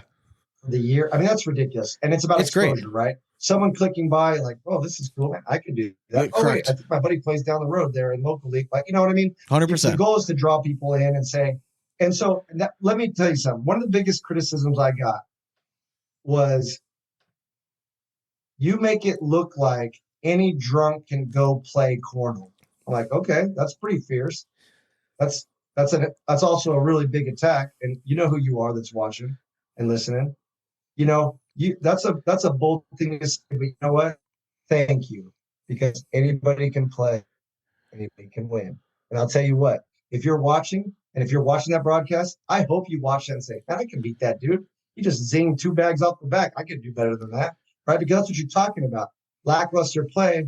And I hope the pro committee looks at why every pro who's ever been on broadcast and said those boards are so fast.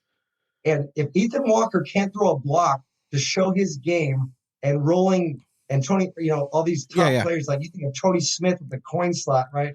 If you can't show those throws because the boards are too fast, then we're not highlighting the skill. It's not me having a great time. I'm not showing it. Let's get boards on there that have been played on a little bit. Maybe put those broadcast boards that have, all the sponsors, put them out the day before or the weekend before, get played on a little bit so they're not, Windexed and glossy. And so people that throw these great, got these great Eric Davis, Tony Smith, Ethan Walker, Tony Forbes type shots that we love to see. That's exciting. A backyard player, tailgate that says, I can beat you. You're a pro. I've heard that a million times. I can beat you. Well, if they see that kind of stuff, they're going to think differently. And so I hope the pro committee really looks at that as one of the key things, because we should be throwing great bags on TV. And if you look at PPRs, I mean, in the Open and the Nationals, we're seeing high 10s and you're getting 11s all the time now. But then on broadcast, my game in particular, I was the lowest PPR player of our 4 players. Actually, through the highest at 9.67. 9.67 is cool, but that's not 11. Yeah. Yeah. No, I agree. Listen, we made a lot of money last year on prize picks based off of that very thing. PPRs drop for an average player that's not used on broadcast. Their PPRs typically, I think it was like 1.5 points lower than what they normally shoot. So you hammer the unders, and it's painful to watch and cheer against bags going in a hole. But like you just watch, and like it just happens organically. You know what I mean? So it was a very easy kind of thing to kind of roll with. But like one final argument, and I have to like wrap up this whole like teams thing in particular. Yeah, I think like the boards changing could certainly help by seeing the shots, but to me that's not enough. If you want it good for broadcast, you need the whole team to be on your level. You need to see the hype. You need to see people cheering and being pumped up the whole time. I don't need to see looking like interested. Pumping. I feel like I just need to see like that they care. They need to ham it up. Caring, yes, like, but again, they're not NBA players like sitting there on the sideline. When they hit a big shot, they're all up and like cheering and pumping up, like, or if it's like, an inopportune timeout, they're still getting like jumped up and pumped up. Like so they need to have that kind of stuff on the game, and that's being interested in the game. Can I clear something up real quick? Yeah. Can I clear something up real quick? One of the timeouts I had to take it was kind of funny. I looked at it and I looked right at the camera and I had my bag in my hand and I went like this. And I'll tell you why. Michael Gonzalez was referee, and I'd already taken very close to the time on a few shots because I was high-fiving and giving the young kid that looks older than me next to me, on some just having fun with him. Is I ran out of time and I called the timeout just so I wouldn't get a foul or whatever. But to also put it in perspective, whether he was a lead or not, he's shooting great. Oh, he did. Yeah, he did very well. Yeah. But I got to tell you, it started before that. When I was out in the open area throwing bags with my son, I saw him a few boards over throwing, and he gassed a couple off. I was like, "Hey, you better keep that up during broadcast, man. I need some help." I was already chattering with him and having fun, and he was already putting it back, like smiling, and we walked into that already kind of. Even if you look before the game started, he's hamming it up with me. And the very first thing he said before we started was, hey, aren't you a teacher? Like, kind of just joking around with me. I'm like, and I looked at him, I said, is that how we're going to do this? And I'm like, so I took that opportunity to have fun with it because I knew he wouldn't take it disrespectful. I didn't want to be disrespectful. I didn't get that disrespect at all. I really didn't. I thought it looked like you were just having fun. Like, I really did. Like, so as long as people know I wasn't being disrespectful to him or to Peyton, I mean, she's a Cornell Scenario pro. On the other end. We know her. She's fabulous. Yeah. And I told Nick, that was the first time I ever really met him, and I was playing with him because my pro partner couldn't make it. Yeah. I said, Nick, I'm never going to be mad at you. You have a good time. I'm not going to tell you what shot to throw. Have a blast because I'm going to do it on my end. That's what I told him. I was just going to touch on the one base. So you said like you wanted like to all ham up and everything. Yeah. If you have somebody like an Eric Davis, right? He's clearly not. You can't force that personality on somebody like that. That's just more like quiet and reserved, which is okay. But going back to your point, if you give them the product that they're used to, right? You give them board speeds that they're comfortable with, and he can do the crazy fucking shit that he does. Yeah. His performance itself, I feel like for certain players like him that can hit those crazy shots is enough. Yeah. For somebody to be like, oh wow, it's not him like going crazy and talking shit and like, you know what I mean, like, you know, calling timeout, be just being generally entertaining. But that level of play, I think, is enough for certain players to elevate when they can hit them consistently. That's what I'm saying. It's two parts. Let's get the boards consistent, like to what you guys are used to. Agreed. But then on top of it, you got to compound with the tenacity. So I do have to ask, just based off like the whole thing, your first interview compared to your second interview was different. We'll put it that way. Was there any influence on that? The change in interview strategy? I will tell you this. I'll tell you this. Once my game was over, the sixth game, I thought I was done interviewing. You know, you kind of anticipate if you win the game that one of the two people are going to get interviewed. Yeah.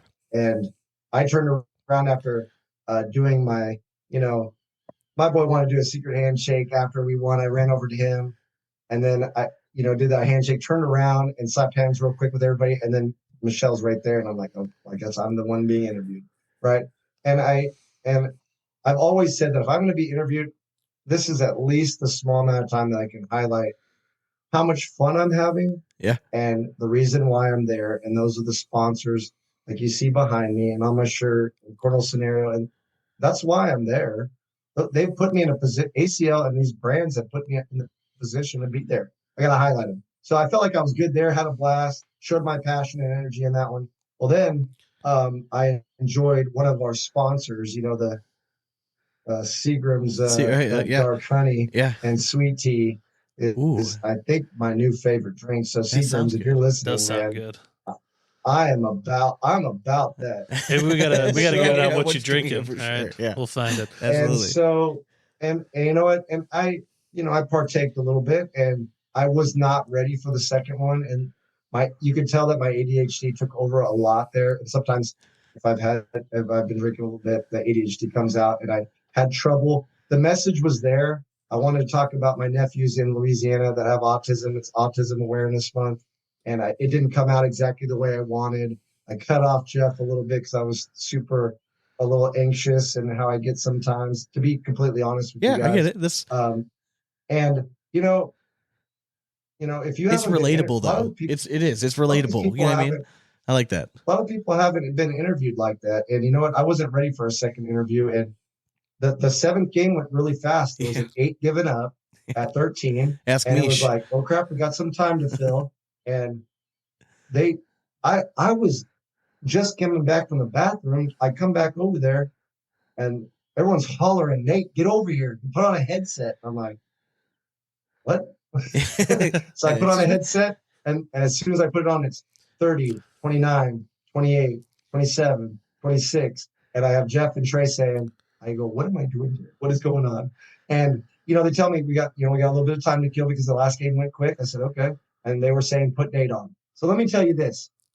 If I did so bad on that broadcast, out of 14 players on both teams,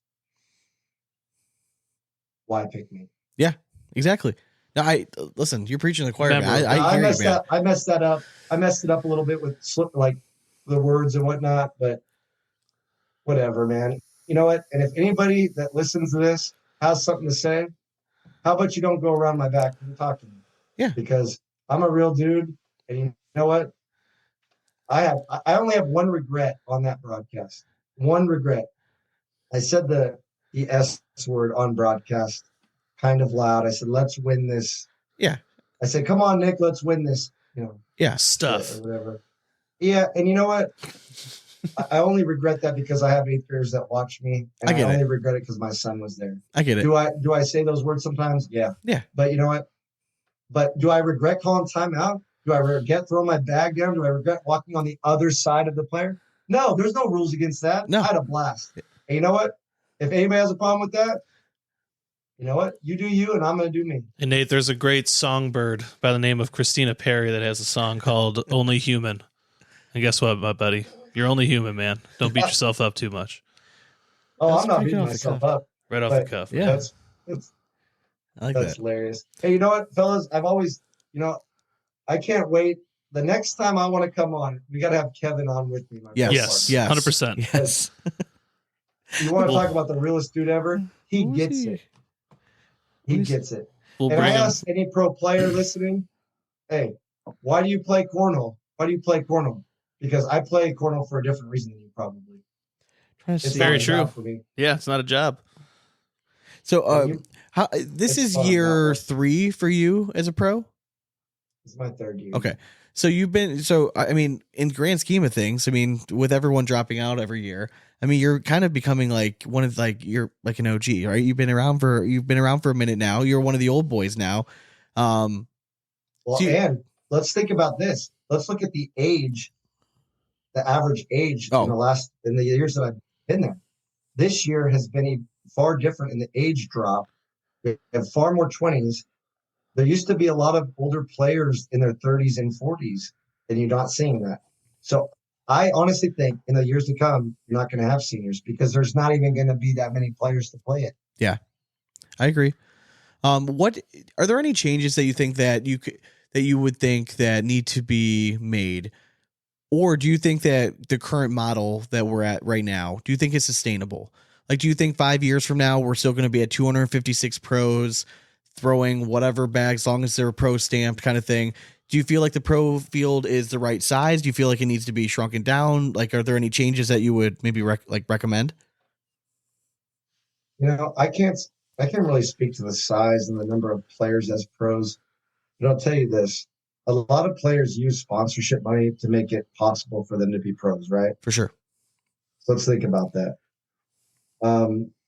How long can we sustain so many bag companies and asking bag companies to sponsor pros? What amount of money can bag companies actually give players that it's meaningful for bag companies? Are they getting their return for getting money? Yeah. All right. So that's just one point. And after that, if you're not getting outside sponsors that aren't within cornhole, right, or cornhole related products, how does that change who's playing the game? Because we're seeing a lot of teens and young 20-somethings that are playing with whose money? Yeah. Who's traveling? It's taken almost like a youth sports kind of perspective. Correct. And I wonder how many people like myself will continue playing and be able to get sponsored. I mean, think of last year, people asking for bag sponsors that did far better than me last year.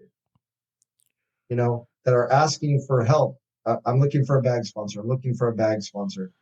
And you're like, I can't believe that person is looking for a bag. So let me ask you. You said many times that you play for fun, right? That is your primary goal. Let's say next year comes up and the well's dry. There's no sponsorship money out there. Would you still play? So the reason why I play is different as far as fun, but it's also about I'm a family guy. I got a young kid.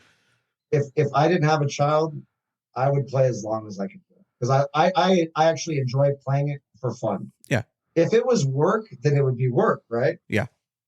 Some of these kids and players, it's their job. They have a bad weekend. Yeah. If I have a bad weekend, that's C'est la vie. that's kind of how I look at it. I mean, that's just my perspective. Now, if you're another player that you depend on winning locals and regionals and states, and you're traveling to close as you can to win a lot of tournaments, to win $500 or 750 or 1,000, and you're trying to get as high as you can, you're trying to get those sponsorships. Your perspective on my behavior might be that way. Yeah, and I don't mind. I don't mind you looking at my behavior like you're wrecking what cornhole should look like. Well, ACL is still defining what cornhole should look like. So Correct. don't tell me that I'm the one defining that based on one broadcast. I threw four frames, and the other guy Nick threw 3 frames. Yeah. I defined what ACL looks like because of my behavior. Come on, man. No, I think that's really what it comes down to. Is just really a fundamental difference of opinion on what the future could look like. With that. And some people want to But very buttoned up, like, hey, we're the best players, and we're gonna perform at a really high level, and that should be enough to carry us forward. Could it be? I don't know, maybe. But then the other side of it is almost like, nah, like we're not. It's not cool enough of a game to like just rely on skill alone. Like you do need that showmanship, like you were saying before. Yeah. So I mean, it's just a fundamental difference of just opinion. the whole thing on like, there's a lot of these younger players that like, they walk into a cornhole event and they just feel like they're the coolest people in the room. Yeah. You take those guys and you put them in any other room that's not cornhole related. Guess what? You're not even close to the coolest person in the room. It's so true. So like this whole stigma, that's why I'm saying like cornhole is not cool.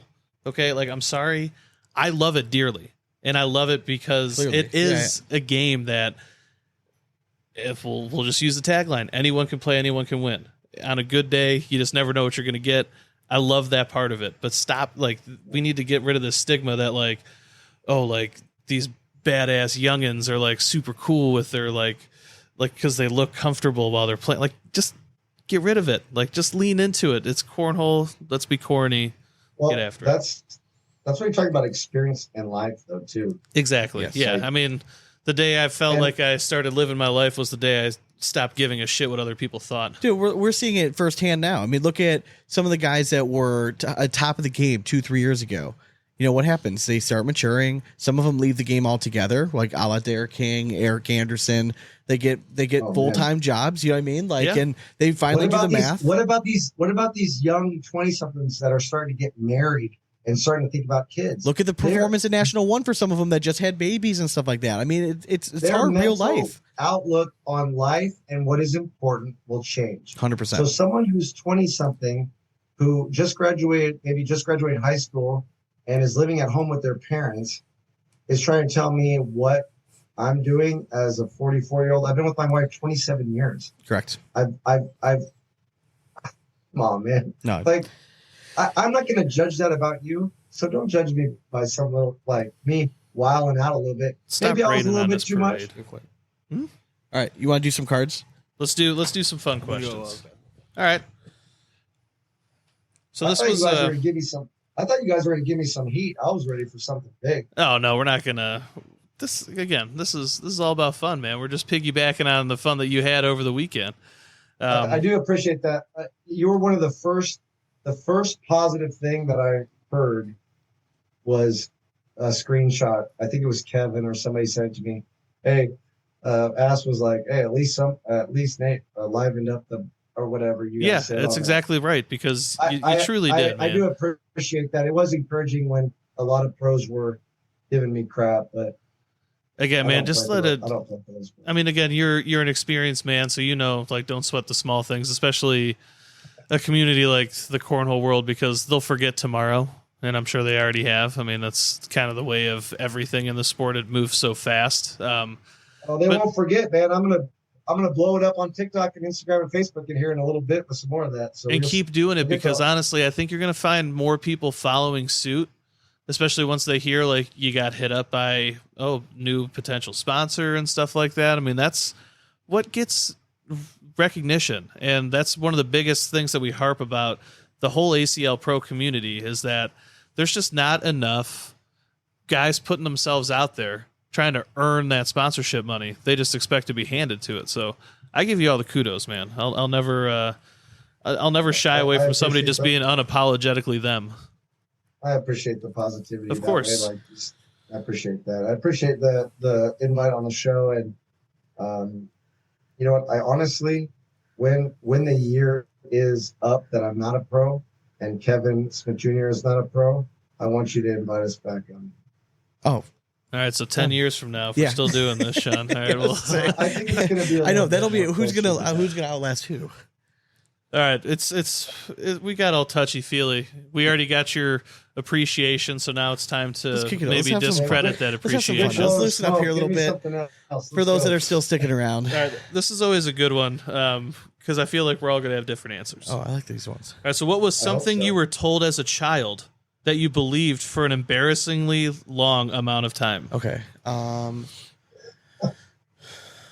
I believe. Oh man. Okay. All right. Dane, this is more of like a I don't remember. I don't know if it's embarrassing. Like I figured it out eventually. Yeah. But like for the longest time, my dad used to mess with us, and he used to tell us that he had a superpower. And his superpower was that he can pick that he can change the lights from red to green. And he would always, and we like, he'd always be like, we'd be sitting in the car and be like, all right, it's going to change now. My dad's like, no. And then he would always time it perfectly. And I couldn't figure out for the longest time when you're not driving, you don't pay attention to that shit. And then when you start to drive, you're like, oh, it's the crosswalks, and those go, and you could time it. And then I remember it was way too old to like finally make. That's how he fucking. So I knew he didn't have a superpower, but I could never figure out how he was timing it so well, and it was way too old for that. That was a good one. Honestly, I was thinking the same one. Nate, what you got? Oh man, I don't know. Say the question one more time, please. All right. So, what was something you were told as a child that you believed for an embarrassingly long amount of time? Like the moon was made of cheese, Santa Claus, Tooth Fairy. Yeah. Usually I'm pretty sharp and quick at things like that. I'm going to be pretty lame. I can't anything. Can we draw a new card? Yeah. Can we draw a new card? All right, I'll give my answer real quick. What's your answer? If something dawns. I want a new card. All right, we got another card. But my answer is actually our grandmother was above the knee amputee. Okay. And for the longest time, I did not realize that her leg was fake. I thought she was literally able to remove her leg. Because she would always be like, oh, I'm just taking my leg off and like putting it in a closet. It's just wild. Yeah. Again, I mean, I was like 7 by the time I realized. I'm like, oh no, it's a fake leg. Okay, like you can't just remove your limbs when you're older. Doesn't that hurt? Because I was like thinking, like, when are mom and dad gonna be able to take their legs off? Like, what year do I start doing that? All right, I got it. All right. See, I knew some would spark. That's wild. That's so funny. All right, listen to this. So my Aunt Maggie, she actually we'd go to her house for Christmas every year as a kid, right? Like I've got like 35 first cousins. Join the club. A big family. We actually have 42 across 2 families. I've got a big family. Well, my aunt, she's Mexican, right? And every Christmas Eve, our family would go over there. We'd have tamales, right? We'd have tamales. And we'd have it. She'd have this gravy. It wasn't normally a sauce. And I ate those every year, teens, early go to college, come back. For 30-something years, even as a grown man, 30, I thought she made them. Oh, no shit. I found out that in Southside Stockton, near one of the schools that I taught at, she went there early in the morning and bought them. And everybody else knew, even my cousins, and no one ever told me. Every Christmas, I'd be like, Aunt Maggie, you make the best tamales. Oh, thanks, Nate. Love that. She would just take it.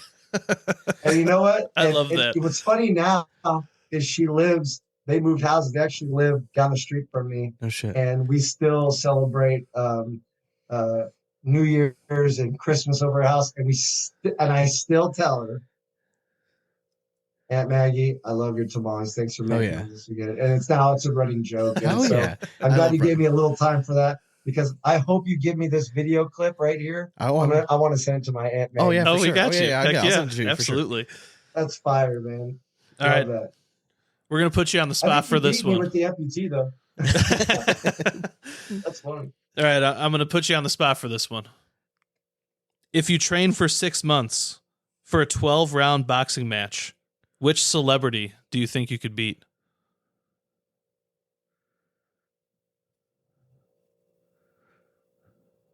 Got a pretty good reach. My jab's not bad.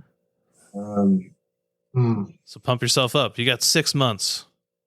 6 whole months. I need to beef up, man. I'm solidly gonna say Britney Spears. Oh, all right. All right. Knife or no knife? Yeah, I was to say that's. Oh, I mean, I want to go for the win. I didn't say it was nice. Tell me that wouldn't be hilarious. No, I mean, she's got moves, though. She'd be hard to catch. She's moving that head all over the place. She might bite you. That's another thing. That's a different area of questioning. Who's the guy that played Mini Me? Oh, Vern, no. No, Vern. Vern Troyer. Vern Troyer. Yeah, Is that it? Yeah, I'll go with him. Boom. Okay. I think he passed away though, didn't he? I believe he did. But in his prime. R.I.P. We'll say in his prime. Mini-me. You know, I would actually go with who a lot of people think my celebrity counterpart is. Give me Kevin James. Oh, I think him and I would actually have He a could heck of a fight. match. Yeah, he could fight. Yeah, I like that. Very solid. He's a burly dude. All right, Sean. This one's for you. All right. It's late fall. You're walking down a tree-lined trail, and it Okay. begins snowing for the first time this year. What song do you have playing in your headphones? Late fall. Hmm. Probably just getting out of like my Corey Smith kick because it was summer. Summertime, you know. What do I normally go? You going with? like emo? Yeah, probably. Going like some Green Day? Probably probably 90s alternative, something along those. So you're going to go like lines. when September ends? No. Yeah. Oh, he was gonna say Counting Crows, right, or something like that. Yeah, 90s alternatives. Yeah, Counting something like Crows would that. be a good Probably. one, yeah. Yeah, for sure. Nate, how about you? I know you don't experience snow that often, but If you were. Now, I think given what you just told me, I would do Leonard Skinner's Simple Ooh. Man. Oh, I like it. Oh, I like that. Yeah, I think I would go Tom Petty Free Falling. Oh, so you guys had like Dude, I legit almost songs. said Tom Petty. That's Right? crazy. Yeah, I just think like, you know, that'd be a very like free falling snowflakes. Heck yeah, it's a good moment for it. Fair enough. Yeah, I I would sing like along that. at the top of my lungs. I don't care who's listening. I like that. All right, last one I got. Oh, Sean, let's go back to you. All right. If you had to get rid of one season of holidays, which season would it be? All right. So, like, what are we lumping together? Like, is it like Halloween and Thanksgiving would be lumped I together? think those two would be lumped together. New Year's, Christmas lumped together. Yeah, and then like summertime would be like July, 4th of July. Memorial Day. Yeah. If I'm getting rid of one of them, okay, that's- And then Valentine's Day I'm stands saying- alone, and that's already gone. So damn it, that was. Well, so I think you have to put Valentine's Day and St. Patrick's Day together. Ooh, all right, we'll do that. Yeah, because that's brutal. Damn, yeah, I know. Yeah. If I'm saying right now what I would get rid of, I got to pick Valentine's Day and St. Patrick's Day just because like I don't get to go out for it anymore. No. I know, dude, trust me. But I figure I'll still have the Still Irish my Fest in heart. the summer. You know what I mean? So I'll just. Well, That's true. We do have a secondary one. What would you get rid of?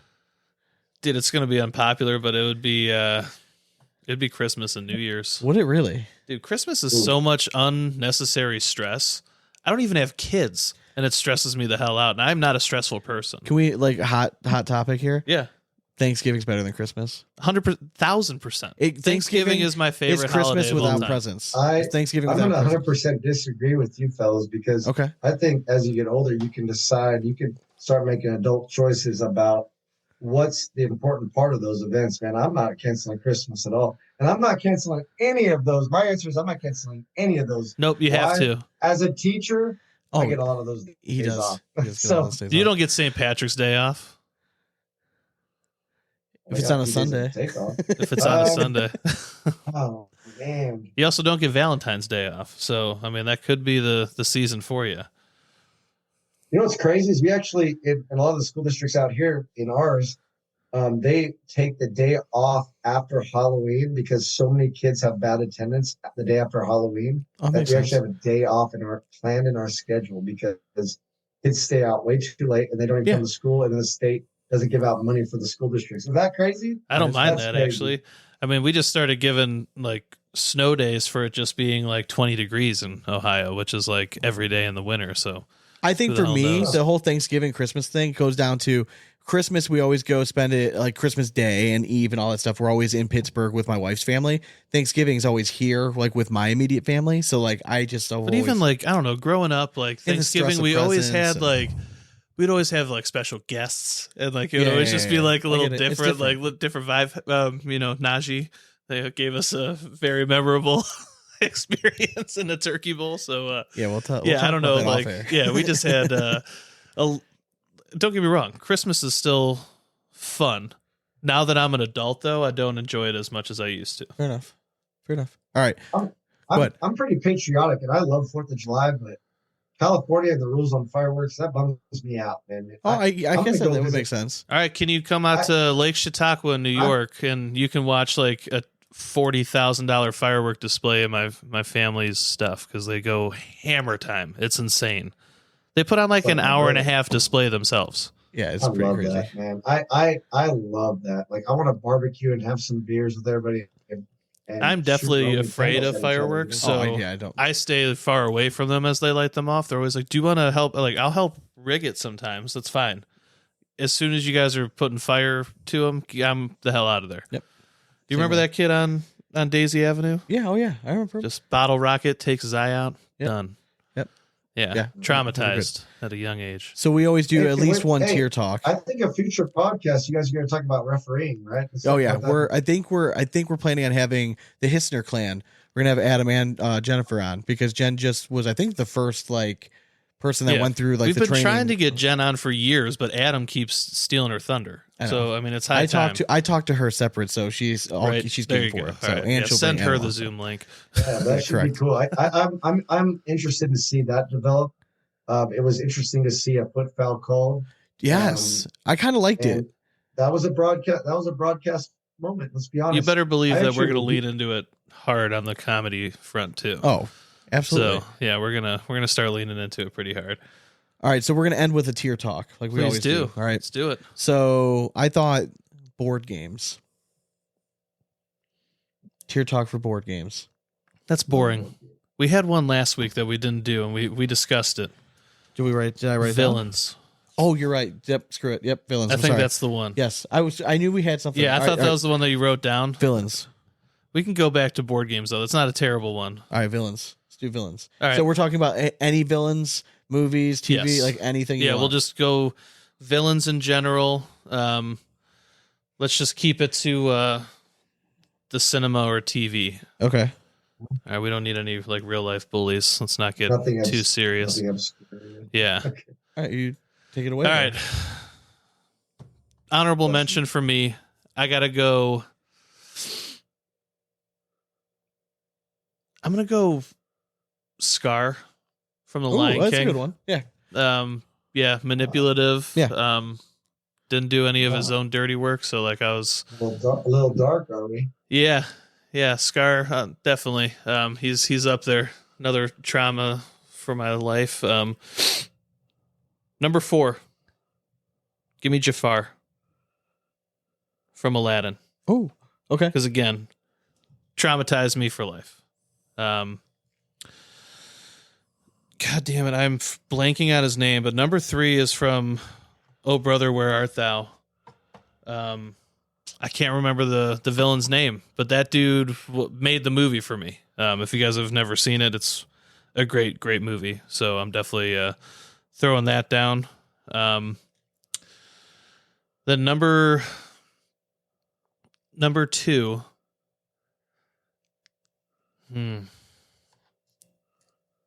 It's a toss-up.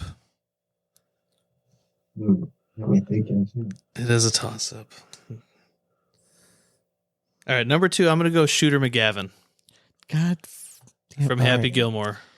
I ate pieces of Yeah. it's like you for breakfast, Breakfast. man. Bless it. That's such a. I literally that was my number one. So You now eat I pieces can't of turd for breakfast. Yeah, I mean it's kind of like a hard pivot though. But number 1 is going to be Jenny from Forrest Gump say. Ooh. Was a What? villain, huh? as a villain. Everyone doesn't see it. She's definitely the villain in that whole thing. She's a piece of shit. Damn it, Jenny. Fair enough. Horse was a stand-up guy. Damn Skippy, A little slow, but yeah. but lovable. There's nothing wrong with that. Yeah. Endearing, right? Exactly. Real. Truthful. Real. Yes. I appreciate people that are endearing and real. And people that get you ice cream. All right, he's Nate. endearing. What do you got? Top villains? Top villains. Top villains. Hmm. See, I think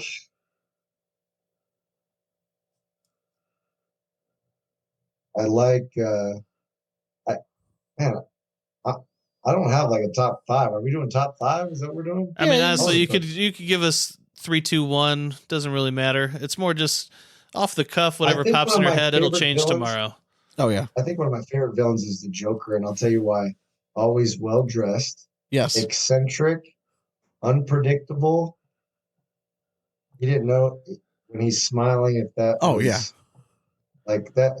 And even whether it's comic book or different series of the movies, man, that intense. I mean, and the intensity. I appreciate the intensity of that villain. I dig I it. appreciate that. I identify with that intensity. I like that. Joker's Energy always level. it's always a classic. I mean, he's definitely one of the just most off the wall villains of all time. Most villains didn't have a following, and they were solo. Yeah. He was someone that had a following. That's I you know, if you got a bad guy that's a lot of people that would want to follow you. That's interesting. A la Hitler. Oh gosh. Yes. I went there. I mean, So I'm gonna say Joker for sure. Yeah, You got 2 more lingering around the brain? I would say Thanos. I'm gonna go with That's a Thanos. good Yeah, Yeah, Thanos that's is a a good great one. And honestly, I'm mean- so happy that because I was a comic book they nerd. did Thanos well. Yes, and they did Thanos justice in the MCU universe. Do you realize that even without the Infinity Stones, he was still on the level of strength as As- like Thor and Oh, yeah. Hulk? Yep. He weighed 1,000 pounds and he was 7'8". That's crazy. Yeah. Yeah. Correct. Okay, that's. I mean, Intimidation And he at gets its peak. I mean, Oh, he yeah. was a world ender before he even had the. Well, and he's like The supposed to be Infinity well Stones. spoken. You know, Yeah. he's supposed to And be we like, also forget too, he was able to snap his fingers and never have anything happen to him. Meanwhile, we know what happens to Tony Stark when he snaps his fingers. correct. R.I.P. so definitely Joker, definitely Thanos, and ooh, I'm gonna go with. Hmm.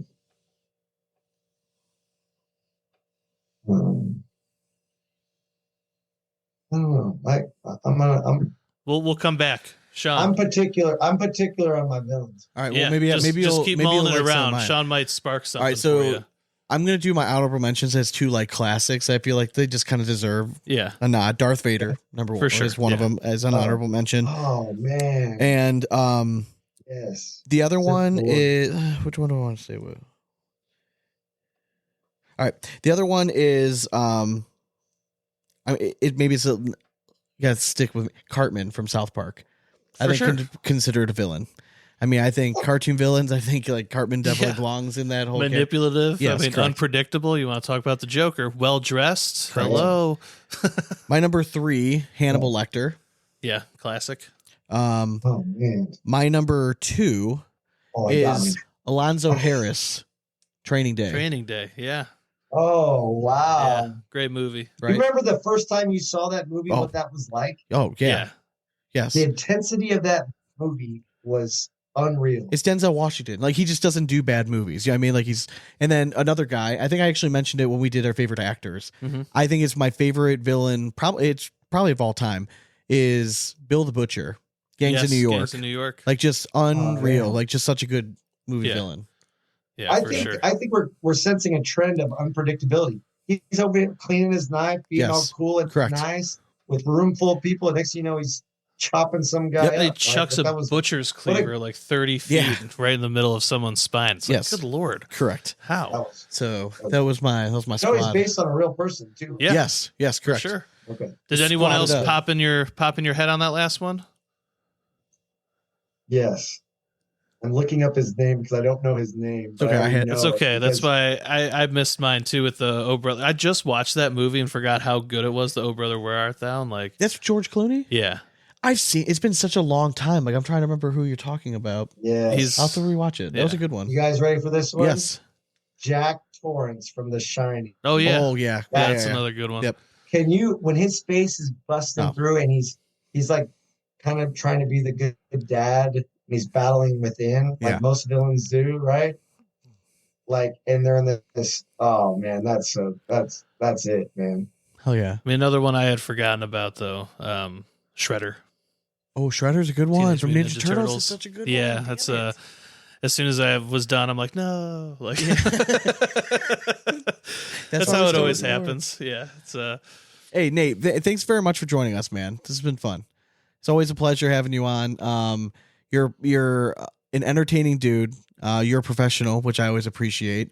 And yeah, you're just fun, man. And so I love what you stand for. I think keep you're just doing a what you're real. doing, I just man. think you're a really good dude, and I think that's a quality that is easily seen, especially like when you do interviews and stuff like that. I appreciate the feedback. You know what? I do, and just big picture, I do reflect when people say some negative things or even watching the broadcast. I watched it twice before coming on here, and let's reflect because there's some things that and I do reflect on how things go at tournaments and life and things because I think that's how we should be as people.